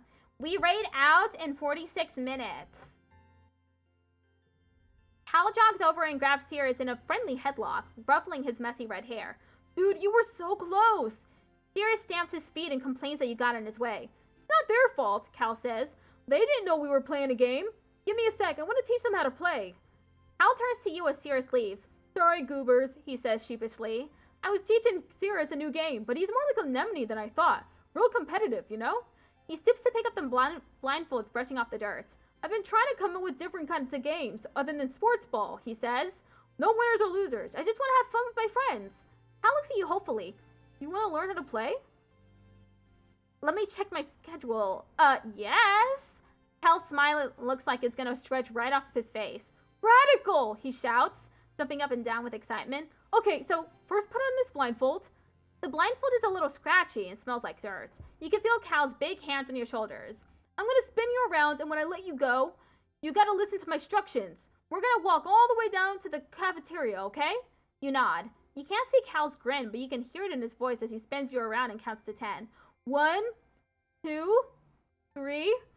First, Cal says, you gotta walk forward 10 steps. Do you follow Cal's instructions as best you can, or make things difficult for him? Make him work for it. You take 10 large steps, feeling the squelch of dirt under your shoes as you wade into the garden beds. Goobers! Cal cries out. You're gonna get me in trouble! You shrug. Okay, next you're gonna turn a little bit to the right. You turn a lot bit to the right. No! Cal gasps, but he's definitely laughing now. Come on, Goobers, I said a little bit! You tilt your head to the side like you're listening, then spread your arms wide and spin around in circles while Cal howls with laughter. Cal! Goobers! A sharp voice cuts through the garden. Oh, Dip, it's your mom. What's gotten into you? She scolds as you sheepishly take off the blindfold. Get out of the garden beds this instant, child, or you will be in so much trouble. Cal looks gutted. So sorry, Auntie, he says, staring at the ground. I was trying to teach Goobers how to play a new game, but I didn't do it good. Are you gonna let him take the fall for you? Speak up. You tell your mom it was your fault. She raises her eyebrow at you. I know, Goobers. You're the one I caught trampling the turnips. Both of you, get out of here for the rest of the day. And no more games in the garden. Cal squeaks as he grabs your hand and you run out of the garden, away from your mom grousing about the broken plans. When you're far enough away, he turns to you and bursts into giggles. That was wild, he shouts. Thanks, Goobers. I really want your mom to like me and let me help out in the garden more. It's my favorite place in the whole colony. Aw, so sweet. Too bad I got in trouble with Mom, but other than that... Maybe we should learn. Study life sciences or study humanities? How about life sciences? For today's lesson, Professor Hal tells you, we'll start with a fun group project. You'll be studying the mush tree, a prominent natural resource native to Vertumna. In the ideal conditions, it can grow at a speed of over 1 meter a day and have a diameter of up to 30 centimeters. He stands on his tiptoes and gestures to illustrate. Your team will experiment to find those ideal conditions. You're teamed up with Tang and Cal and are given a mush tree spore and a bucket to grow it in. The rest is up to you. Tang looks up surveyor's notes on the holonet. Mush trees, she reads, are most abundant south of the colony in the stormy, moist regions of the subaqueous swamp. What if we use water instead of soil? Cal suggests, like they do with hydroponics. Tang nods. If they like wet weather, that might work. Gibbers, do you have any suggestions? Sing to it daily? Run an electric current through it?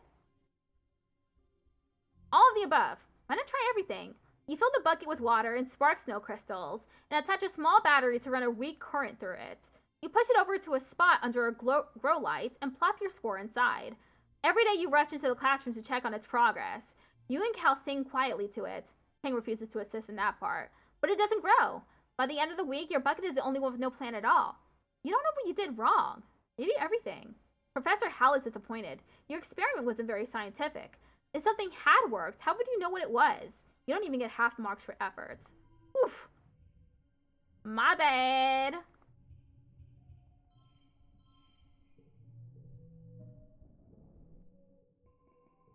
It's pollen. Dad?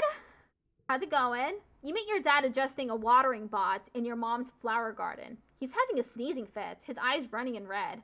You're alarmed. You've never seen him look so sick before. People were hardly ever ill on the stratospheric, except sometimes when the zero-G rooms made them queasy. Not to worry, my little beanstalk, he says nasally. I'll be fine. It's just this pollen making my head a little stuffy. He wipes his nose with a handkerchief and looks around. Everywhere you turn, the air is soupy and tinged with pink from all the floating pollen. On Earth, your dad tells you, we used to call this hay fever. Even though it had nothing to do with hay, your mom cuts in, carrying a large bouquet of flowers. The native flowers seem to be in full bloom this time of year. She buries her nose deep in them, and they smell fantastic. Your dad smiles kindly and agrees that they sure are beautiful. Then he blows his nose loudly. Tell them you're scared of the pollen? Your mom sighs. Goobers, life on Vertumna is going to be very hard if you let yourself be afraid of everything. Your dad cuts in. It's okay, kiddo. It's just how plants reproduce. The pollen might make your eyes itch, but you'll be fine. You want to tell them more about the bad feeling you have in your gut when you look at that pink haze. You can't put it into words. Your dad's eyes look so sad, but maybe that's just the allergies. Hey, Goobers, I know the last few weeks have been very hard for you. This might be a good time to relax and stick around in the quarters wing. Oh, wait. Root. That's mine now. How about we go back and learn some more? Study humanities. Your brain supplies the medbay when you see something unusual. Tangent curled up on a bench, her head pillowed on a rolled up lab coat. She's fast asleep. You stop and stare. You never see Tang sleeping. She's always so busy. You're surprised she even has time to nap. You turn to leave her in peace when you bump into Anemone. Wow! Anemone says. She hardly ever sleeps. Like just a couple of hours a night. Is she sick or something? You look back at Tangent snoozing peacefully. I'm so jealous of her genetic enhancement, Anemone says, rubbing on one of the scales sprouting on her jawline. She hardly needs to sleep at all. She probably stayed up all night studying for this morning's history test. There was a test? Me? I flunked it, Anemone says matter-of-factly. No biggie, though. If I didn't have to sleep, I'd probably play games instead of studying anyway. Tang's hollow palm beeps a soft alarm.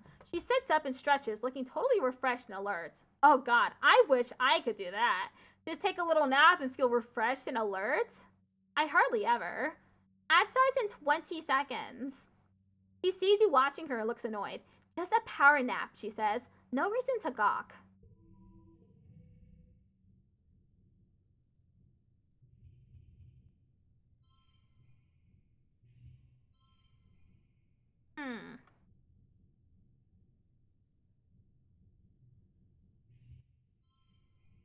There! Okay, be right back. Ad break is gonna start in a few seconds.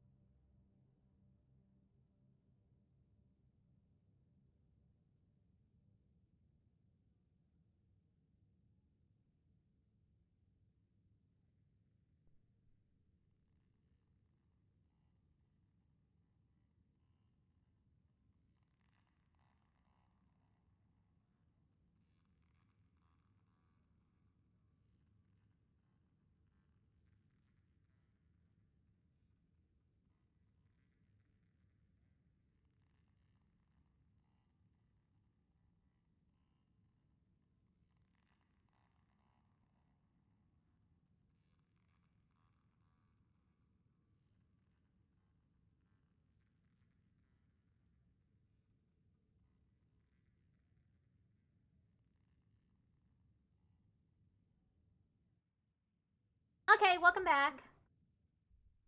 You're finishing breakfast in a common area when Marzipan struts in. Look at you eating cereal, she says, turning her nose up at you. I'll bet you don't even know what day today is.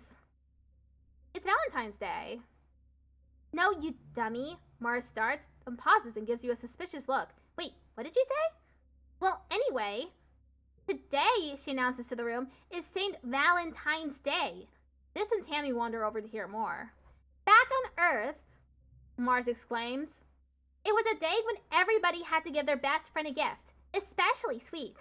And then you put the sweets under your pillow and it makes you dream about who you're going to marry. And there are decorations of hearts and arrows. And pigs. Tammy cocks her head. Why pigs? Before Mars can answer, Dis snorts. This is dumb. Marzipan just made it up to give free candy. He rolls his eyes and walks away. As he leaves, Mars shouts at his back. Well, nobody was gonna pick you anyway. You stink. Valentine's Day sounds like fun. Tammy nods enthusiastically, her hair bobs jangling. I'm going to tell all the other kids about it, Mars says. So you go around and find your best friend and give them a gift.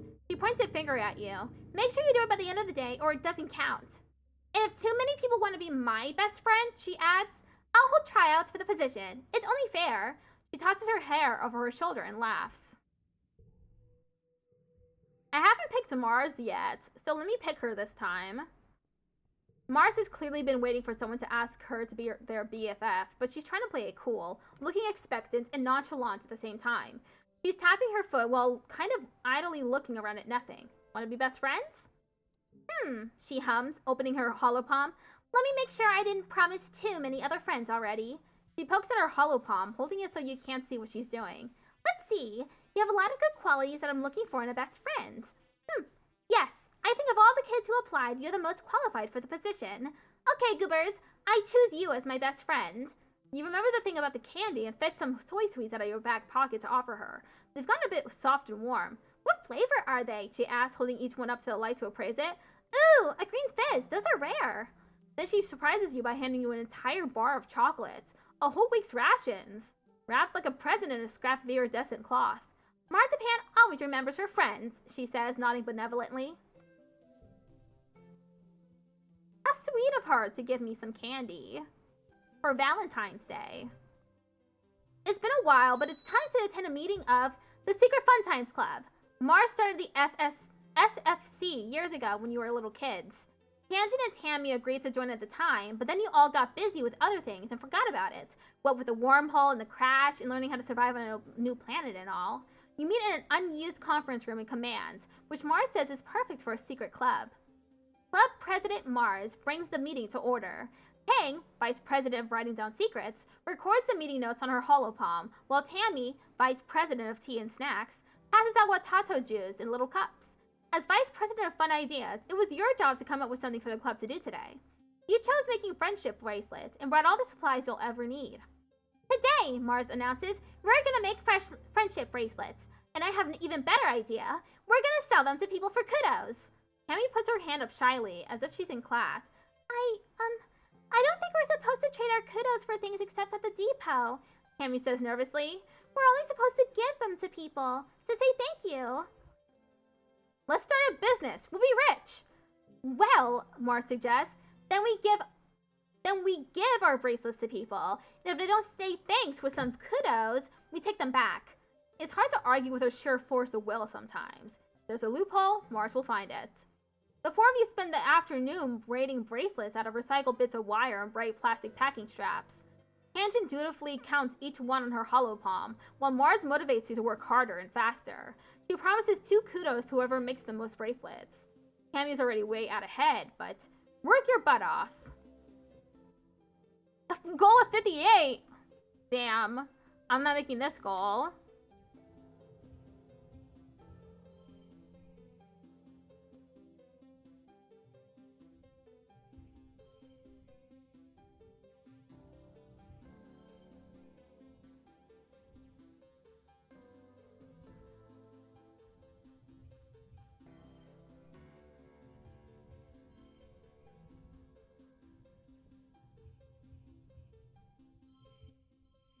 Defeated!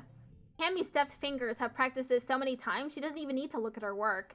She's a bracelet weaving expert. Her color choices are a bit random, though, resulting in questionable combinations, like olive green with hot pink. Mars takes all the bracelets at the end of the day. After I sell these, she says, I'll put the kudos in the club treasury. Meeting adjourned. You ask Tangent and Tammy if they think Mars is actually going to sell them. I think so, Tank tells you, but the club doesn't even have a treasury. She'll probably just keep the kudos for herself. She doesn't seem to care. You didn't work very well this month. Oh well. Oh, a log.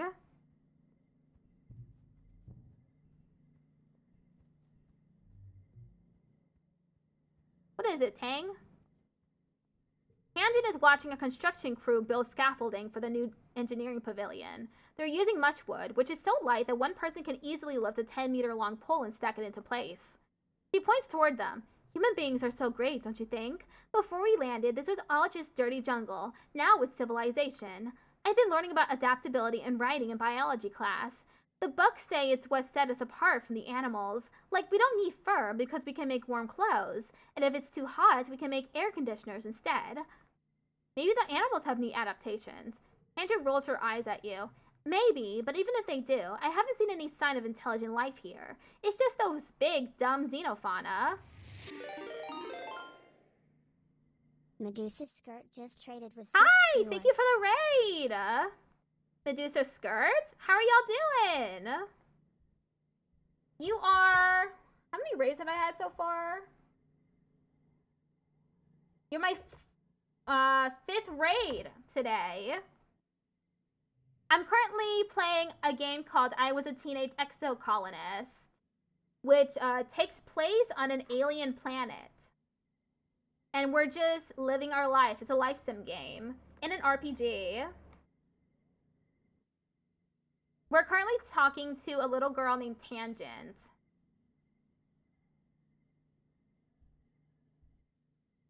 Yang looks skeptical. Doing good. Was doing some Hades 2 speedrunning. Ended with a personal best right as my rice is done. Ooh, cool. That's really awesome. I'm happy for you.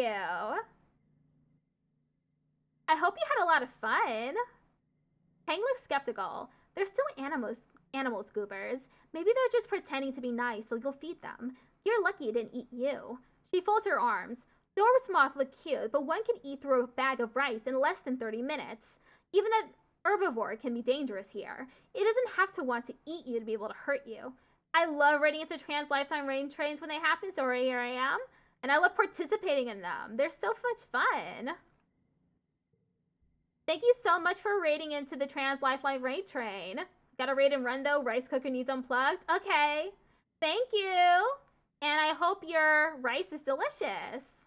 Together, you watch as the foreman puts the blueprints for the scaffolding onto the floating screen of her hollow palm and raises it to the scaffolding to check their progress. I'd like to see an alien do that, Tank says primly. Humans look defenseless and weak, but we're the strongest species in the galaxy. Who else can literally bend reality to their will? Not a stupid alien, that's for sure. She puts one finger to her chin. I'm living proof that humanity is greater than our biology, she says. All of us are, really, with our genetic enhancements. We're the next step in humanity's evolution from great apes to galactic superspecies.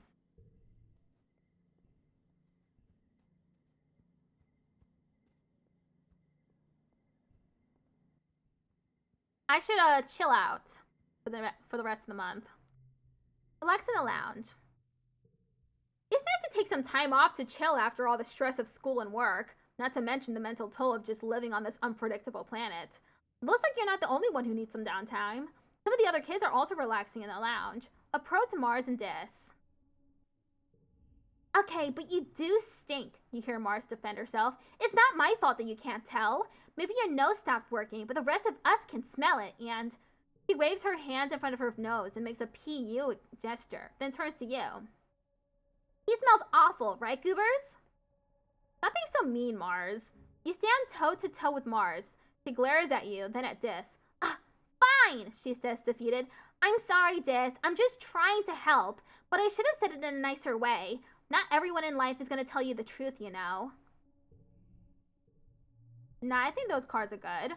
It's time once more for Virtumnalia. The mood of the colony has been muted this year, ever since the attack during Glow. Though everything is still cheerfully decorated and the feast table is still heavy with food, mostly soy rations, this Vertumnalia just feels different in a way you can't describe. The colonists gather in the square for Governor Udocot's speech. What a year Vertumna has given us, the governor begins in her weedy voice. I stand before you so proud of everything the colony has accomplished in such a short time. I have always hoped that we would bring with us the best facets of humanity, cooperation, resilience, and creativity, and the events of this year have given me no reason to doubt my convictions. These creatures were unexpected, but I urge everyone to consider what it means for life here. If Vertumna can sustain megafauna, then that means conditions are good for us as well. Our friends in geoponics are already working on the logistics of domesticating the wildlife. Your dad, a second cultivator, stands and gives a sheepish wave to the crowd. There's a smattering of applause. Mars elbows you. Hey, she whispers, did you hear? My dad say Udocot's gonna announce the depot's open to the public. You shoot her a questioning look, and she rolls her eyes. You know, shopping? Somewhere to spend all the kudos we've been saving up?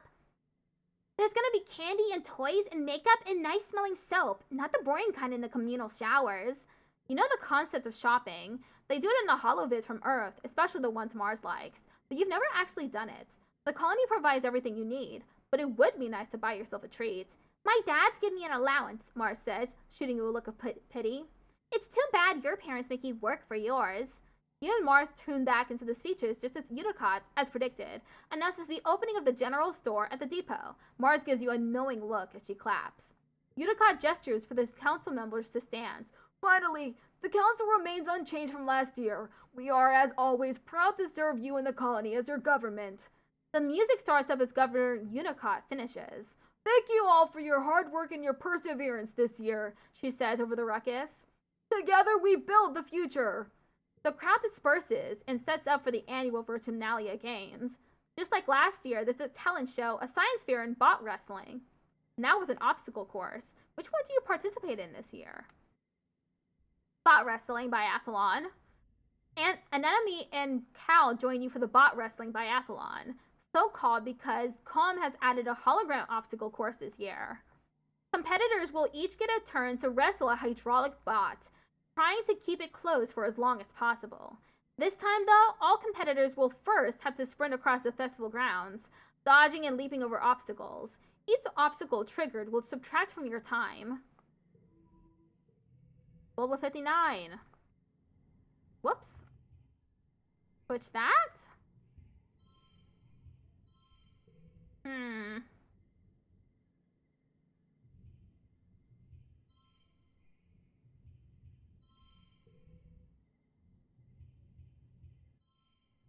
Push through. Wow, look at you go. You do it. You didn't expect the hologram obstacles to move. The last one dances around and gets in your way when you get close, but your reflexes are fast enough to dodge it. Tom hoots and hollers proudly at you when you absolutely destroy the competition. Even Anemone has to begrudgingly accept you beat her fair and square. She shakes her hand and tells you she'll win next year. After the festivities are over, everyone takes time off for a much-needed break. Mars organizes a water fight that takes over the whole colony, even the adults. It brightens everyone's spirits, even in the thick heat of dust. You end up on top of the western wall with this, launching water-filled poof shrooms down on an unsuspecting Anemone in the sports ball court below. The walls seem like a neat place to hang out and relax, much quieter than the lounge if you're looking for some solitude.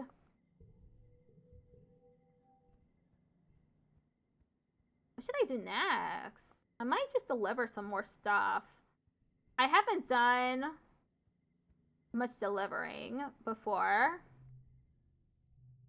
Is it the supply depot? I only have 41 kudos.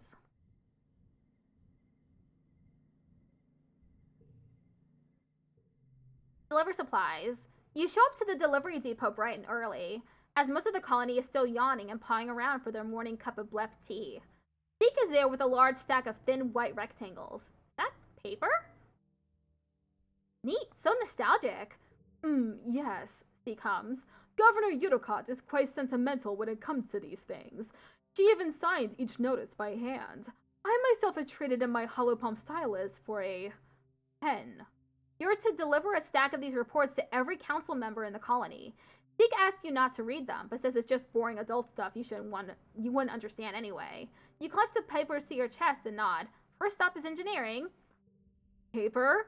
Dr. Instance is exasperated. The governor's sending messages by paper now? Is this a joke? Tell me this is a joke. You shuffle your feet nervously. Zeke seems serious to you. She skims the first page, muttering to herself, and there's sensitive information in here. All the superfluous, technophobic, sentimental foolishness. You back quietly away. Next stop, the cafeteria. Auntie Seaton takes the notices carefully with both hands. Paper! What a strange idea! And oh, look, Governor Unicott has even signed it. What marvelous handwriting she has. I wonder what I'm supposed to do with this once I'm finished reading it, she thinks out loud. Throw it in a disassembler? It seems far too precious for that. Will I need to get a filing cabinet in here, I wonder? I suppose I can recycle it for craft time. Next up is the expeditions office. Tony meets you outside. He's struggling under the shifting weight of an enormous crate. It appears that whatever's inside wants out. Sorry, goobers, could you just put them down on that bench? I'll take them inside in a minute. Another surveyor overhears and laughs. The governor is sending paper memos now? Is she really that old? What's next, toilet paper? The moment you put the documents down, a gust of wind picks them back up, and they fly everywhere. You snatch for them, but accidentally drop the rest of the stack you're holding.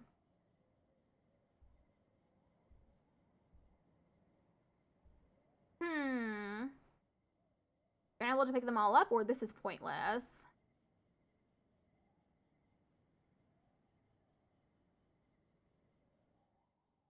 You fail to deliver the rest of the notices, and subtly make it known how you feel about the pointlessness of delivering messages in person that could have been sent digitally in seconds. You do this by leaving the stacks scattered in puddles of mud. You run off to play instead. Okay. Win! I got 5, so I got a 5 card.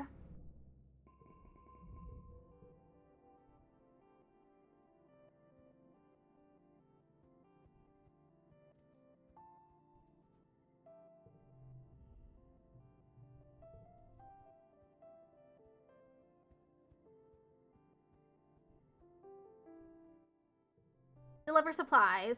Mars has asked you to recruit some new members for the Secret Fun Times Club. Who do you approach about this fun, exciting opportunity to make friends and be your own boss? Dis, Anemone, or Cal? Cal! Cal listens patiently while you explain the rules of the club. He says when you get to the part about the pledge you have to say to join. I don't know if I want to say, like, humans are the best, he continues. What if we changed it so it's more ambiguous? Like, humans are really cool. I mean, humans are great, but animals are good too. It'll take some politicking, but you think you can convince Mars. Oh, one more thing, Cal says. What about Anemone? She's really cool too. If I'm in the club, she should definitely be in the club too. It's hard to argue with that. Looks like you got a 2-for-1. Anemone and Cal are both at the next meeting, and very excited to be a part of the group. Mars looks excited to have more people to boss around. Anemone can be vice president of kicking stuff, Mars announces. You know, for if we need extra security, or like, if we need to open a door and can't use our hands. Cal will be vice president of transportation, Mars continues. Cal pulls out his hoverboard and grins. That'll be useful if we need to get somewhere fast. Or, if only one of us does, anyway. He can deliver secret messages, too. Mars makes them raise their hands. Do you promise to always be cool kids and do fun stuff together and never tell any adult about the Secret Fun Times Club? Cal and Anemone agree readily.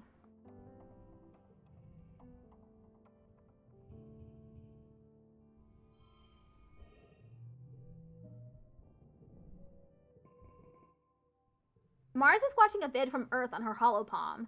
She gestures you over, and you sync your holopalm with hers. The audio track comes through your hearspeak. Mars knows every word. Beside you, she recites the dialogue perfectly along with the actors. Since the day we met, I devoted my life to finding you. I searched every train station, every coffee shop, every museum and park for you, she says. My every waking thought was only of you. Her voice goes higher. And I dreamed of you, she says. Every night, my heart called out to yours in the dark. I never hoped to dream I would find you again. I'm here now, she says, playing the first part again. I'm here, and I'm never leaving your side again. Mars drags her hands down her face as the couple in the vid kiss passionately. Ugh, she exclaims. I've seen this vid 100 times, and the ad always makes me want to yarts. They met on a train once and spent forever looking for each other. Like, move on, you know? It's not like living here where there's only like 100 people to pick from. You're in a huge city. Go find anyone else. Why do you keep watching it? Mars sighs, exasperated. I've already seen everything else worth watching. Before you can protest, she puts up a hand. Okay, fine. I do like the city parts. Like, isn't it post-real to imagine cities so big you could get lost in them? So many people that you can meet someone and then never see them again in your life? Mars waves away the vid screen. Sometimes I think I should have been born back on Earth, not on this dumb spaceship. She mock and punches the hull of the ship behind her. All those cities and people and the stuff you could do, watching new vids, going to concerts. The only culture here is grown in a lab. Mars sighs dreamily. In this shopping, they have so much stuff on Earth. Anything you could dream, not just the rubbish our old nano printers can make. I'm bored of everything I own, Mars complains. Speaking of shopping, do you want to trade some kudos for one of my old jackets? My dad say I can't print more stuff until I get rid of something. I'd say 50 kudos sounds fair? Sure, why not? Mars takes off her jacket and watches critically as you try it on. Well, it matches your hair, she says, but it kind of puckers at the shoulders. It was really tailor-printed to fit me. She almost looks like she's going to take it back for a second before putting her hands up in surrender. No, I admit, it looks good on you. Makes you look posh. Thank you, Mars. I got a cool new jacket.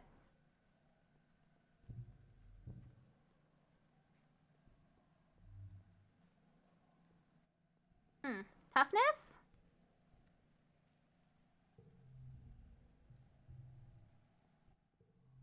Defense training. +2 combat, +1 animals. Sure. You attend your first session of Security Chief Red's self-defense classes. It's a small class, mostly security officers and other adults. You and Anemone are the only kids. She gives you a wink and a cheesy thumbs up as you listen to Red rant about how everyone in the colony needs to learn self-defense. You could be walking along thinking you're safe within the walls, and a flying animal could swoop out of the sky. Then what would you do? Red chops the air with his hands. I'll tell you what you're going to do. You're going to chop that beast right in the throat. Hi-ya! He points at the assembled class, but only if you learn what I'm about to teach you. And the only way to learn is by doing. Who wants to volunteer for a demonstration? Huddle with an enemy for strength. Safety in numbers. You try to become invisible so you won't get called on by Chief Rhett. Someone else volunteers, and Rhett flips into the mat to demonstrate what happens when you try to grapple with someone bigger. How embarrassing. Glad that wasn't you. Only engage with the enemy when there's no other alternative, Rhett says. No one walks away from a fight without getting hurt, so the first rule of self-defense is to not put yourself in situations where you need to fight. Once you've learned situational awareness, we'll move on to hand-to-hand self-defense, drawing on a variety of martial arts. Only when I'm confident that you're ready will we advance to weapons. There aren't that many weapons in the colony, mostly stun gloves and batons with a few blast rifles. You hope you don't have to use them, but it'll be good to know how.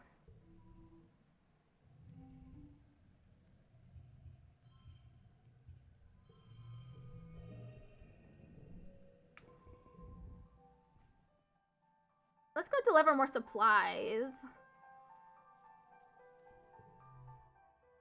You didn't realize the delivery person also includes recycling disposal.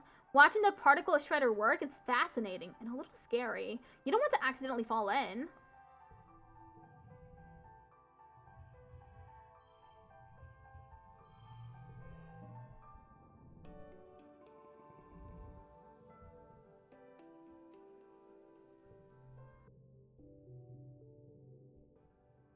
It's another meeting of the Secret Fun Times Club. You're trying to figure out what to do today. It's your job as vice president of Fun Ideas, but you're having trouble coming up with something. Think, goobers, think! What's that smell? Tang asks as she joins you. You think she means someone farted, and you giggle, but then you can smell it too. Like burning mustard or spices, strong and acrid. Then the overlight lights start to flicker. Oop! Oh, that keeps happening, Mars says with a shrug. Like, at the same time every afternoon. Nobody knows why. It's a mystery. She and Tang look at each other, then at you. A mystery! They jump to their feet. There's a mystery afoot, and the SFC is going to solve it. Tang brings up a fresh notepad on her hollow palm and adds 2 bullet points. Clue 1, weird smell. Clue 2, flickering lights. Hal sniffs the air. The smell's coming from that vent, he says, pointing to a screen in the corner. Get a schematic to see where the vent goes. You pull up a schematic of the ship on your hollow palm and track down where this vent goes. It takes a snaking route around the ship and connects to the cafeteria kitchens. It smells awful in here. Auntie Seaton is here, fanning the nanoprinter with a cutting board while it belches out foul black smoke. Oh gosh, kids, she says, don't come any closer. This darn nanoprinter's on the fritz again. Everything that comes out is awfully burned, and I don't want you to breathe in the smoke. Every gosh darn day, she mutters under her breath. Tammy quietly points upward. The lights are flickering here, too. You take a closer look. There's some kind of black dust near them. That's weird. Little clumps of it are stuck to the wall and ceiling, all around the outlet in the back of the nanoprinter, too. You climb up onto the counter, much to Auntie Seaton's annoyance. When you put your hand near the black dust, your hollow palm makes your hand tingle, like it's vibrating slightly. Tangent climbs up with you and tries it too. Electromagnetism, she confirms. The ferromagnetic materials in a hollow palms are react to the presence of magnets, or an electric current. I think it's in this dust. She makes a note. Clue 3. Electromagnetic dust. Auntie Seaton shoos you out of the kitchens. Out! Out! Go play somewhere else, my darlings. We've got supper to prepare. You follow the clumps of black dust through the lounge, down a long hallway to the children's crèche. It's quiet here, and instinctively you all walk softly and stop talking. You slow as you approach the playroom. Shh, Tammy says as you reach the door, and you stop suddenly. Anemone, Cal, and Mars bump into you from behind. Sorry, she whispers. I hear something. It's like something eating. Something really, really small. Hank notes this, but to you at least, the room is silent. It's dimly lit, except for the hollow projected teddy bear in the corner that keeps flickering on and off. The one that nearly killed Tammy. You thought Professor Hal fixed it. Bravely enter the room. As you step in, all the lights in the room suddenly turn on. Two musical toys start playing all at once, and a toy robot begins spinning in circles, whirring.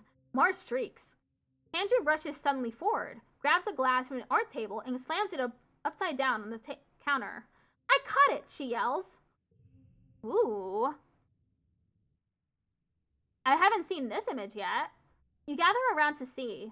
Under the glass are what look like 4 round metal things, like ball bearings. As you watch, one of them starts to roll. It advances to the edge of the glass, then rolls in a ring around the inside. It stops. Then a pair of long silver antennae emerge from the top of the ball. They click together, producing a bright spark of electricity. You all jump back. The 3 balls gradually wake and begin snapping their own antennae. I think we've solved our mystery, Tang says with a growing smile. Sure enough, you find more magnetic black dust and something else. Tiny bite marks in the electric cord leading to the hollow projector. They must be feeding off the electricity, Tang explains. Then storing it like a battery to use for self-defense. And this dust must be their excrement. Fascinating. You report your findings to Professor Hal. He realizes these pests have in fact been siphoning off electric currents from your ship since it landed and are responsible for some dangerous power surges. Hal gives you all some kudos and thanks. Cool.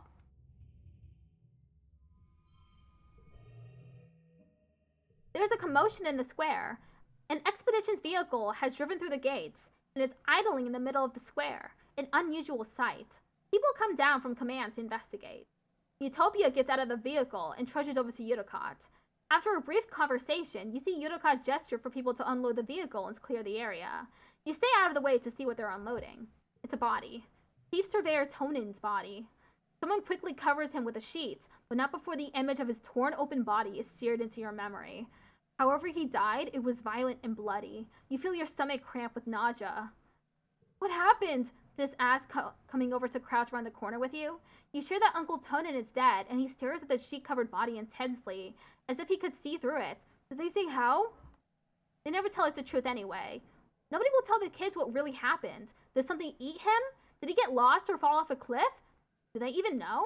Dis nods, frowning. They don't want us to know about the monsters and other worse stuff.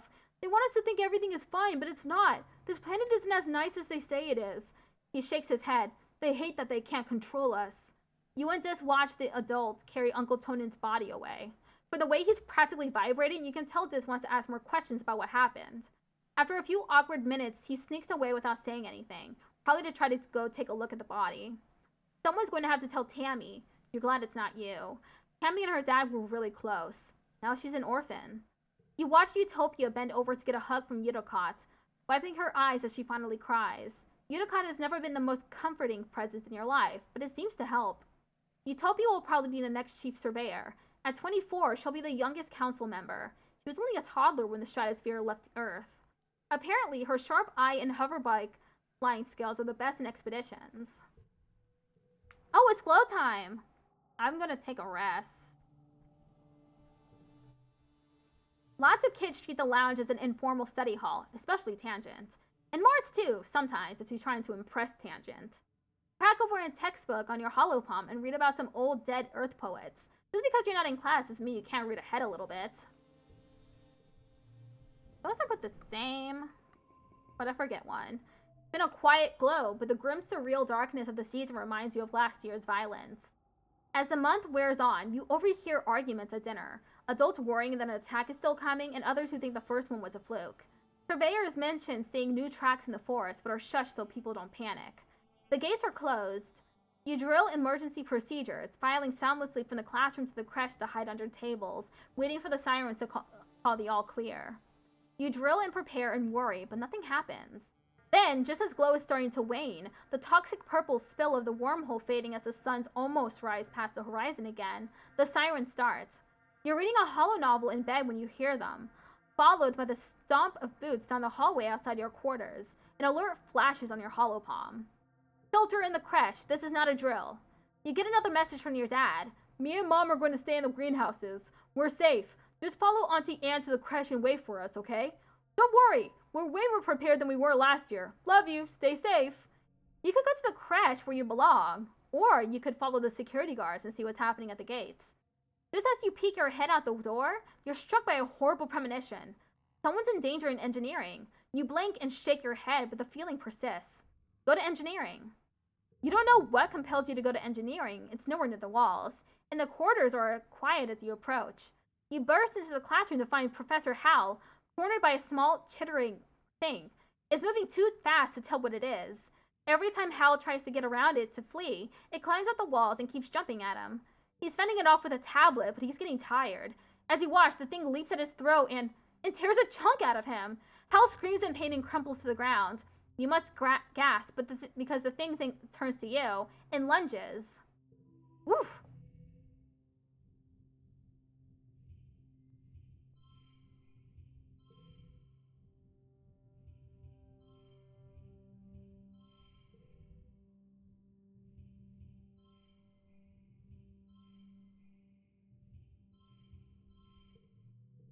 It's impossible to hit the thing. It's so fast, it's like a smear at the edge of your vision. What you do manage to do, though, is lure it outside the classroom and get Congruence to slam the door shut. You hear it beating against the door as you run to Hal's side. Congruence guides you through how to hold pressure to Hal's throat to stop the bleeding, but stars, there's blood everywhere. Eventually, the doors open and Chief Engineer Instance runs in, directing some of the security team to load Hal into a stretcher and take him to medbay. There's no sign of the creature. She surveys the carnage. Good work, Goobers, she says grimly. You might just have saved Hal's life. Her shoulders droop. They must have crawled over the walls. Buggers. You return to your quarters. Your parents are horrified to see you covered in blood, relieved when you say it's not yours, then horrified all over again when you tell them about Professor Hal. Your dad checks his holopalm and tells you they got him to a med bed quickly enough that his injury should heal in a few weeks. You saved Professor Hal's life. Oh! Just in time for me to end the stream.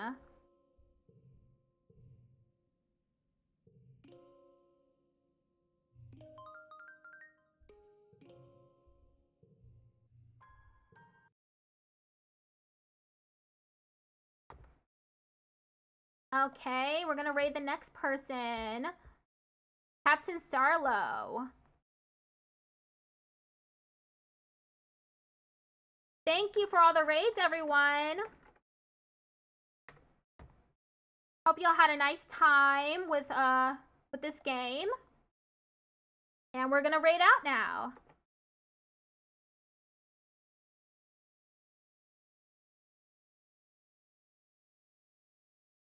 Thanks for the stream, Melody.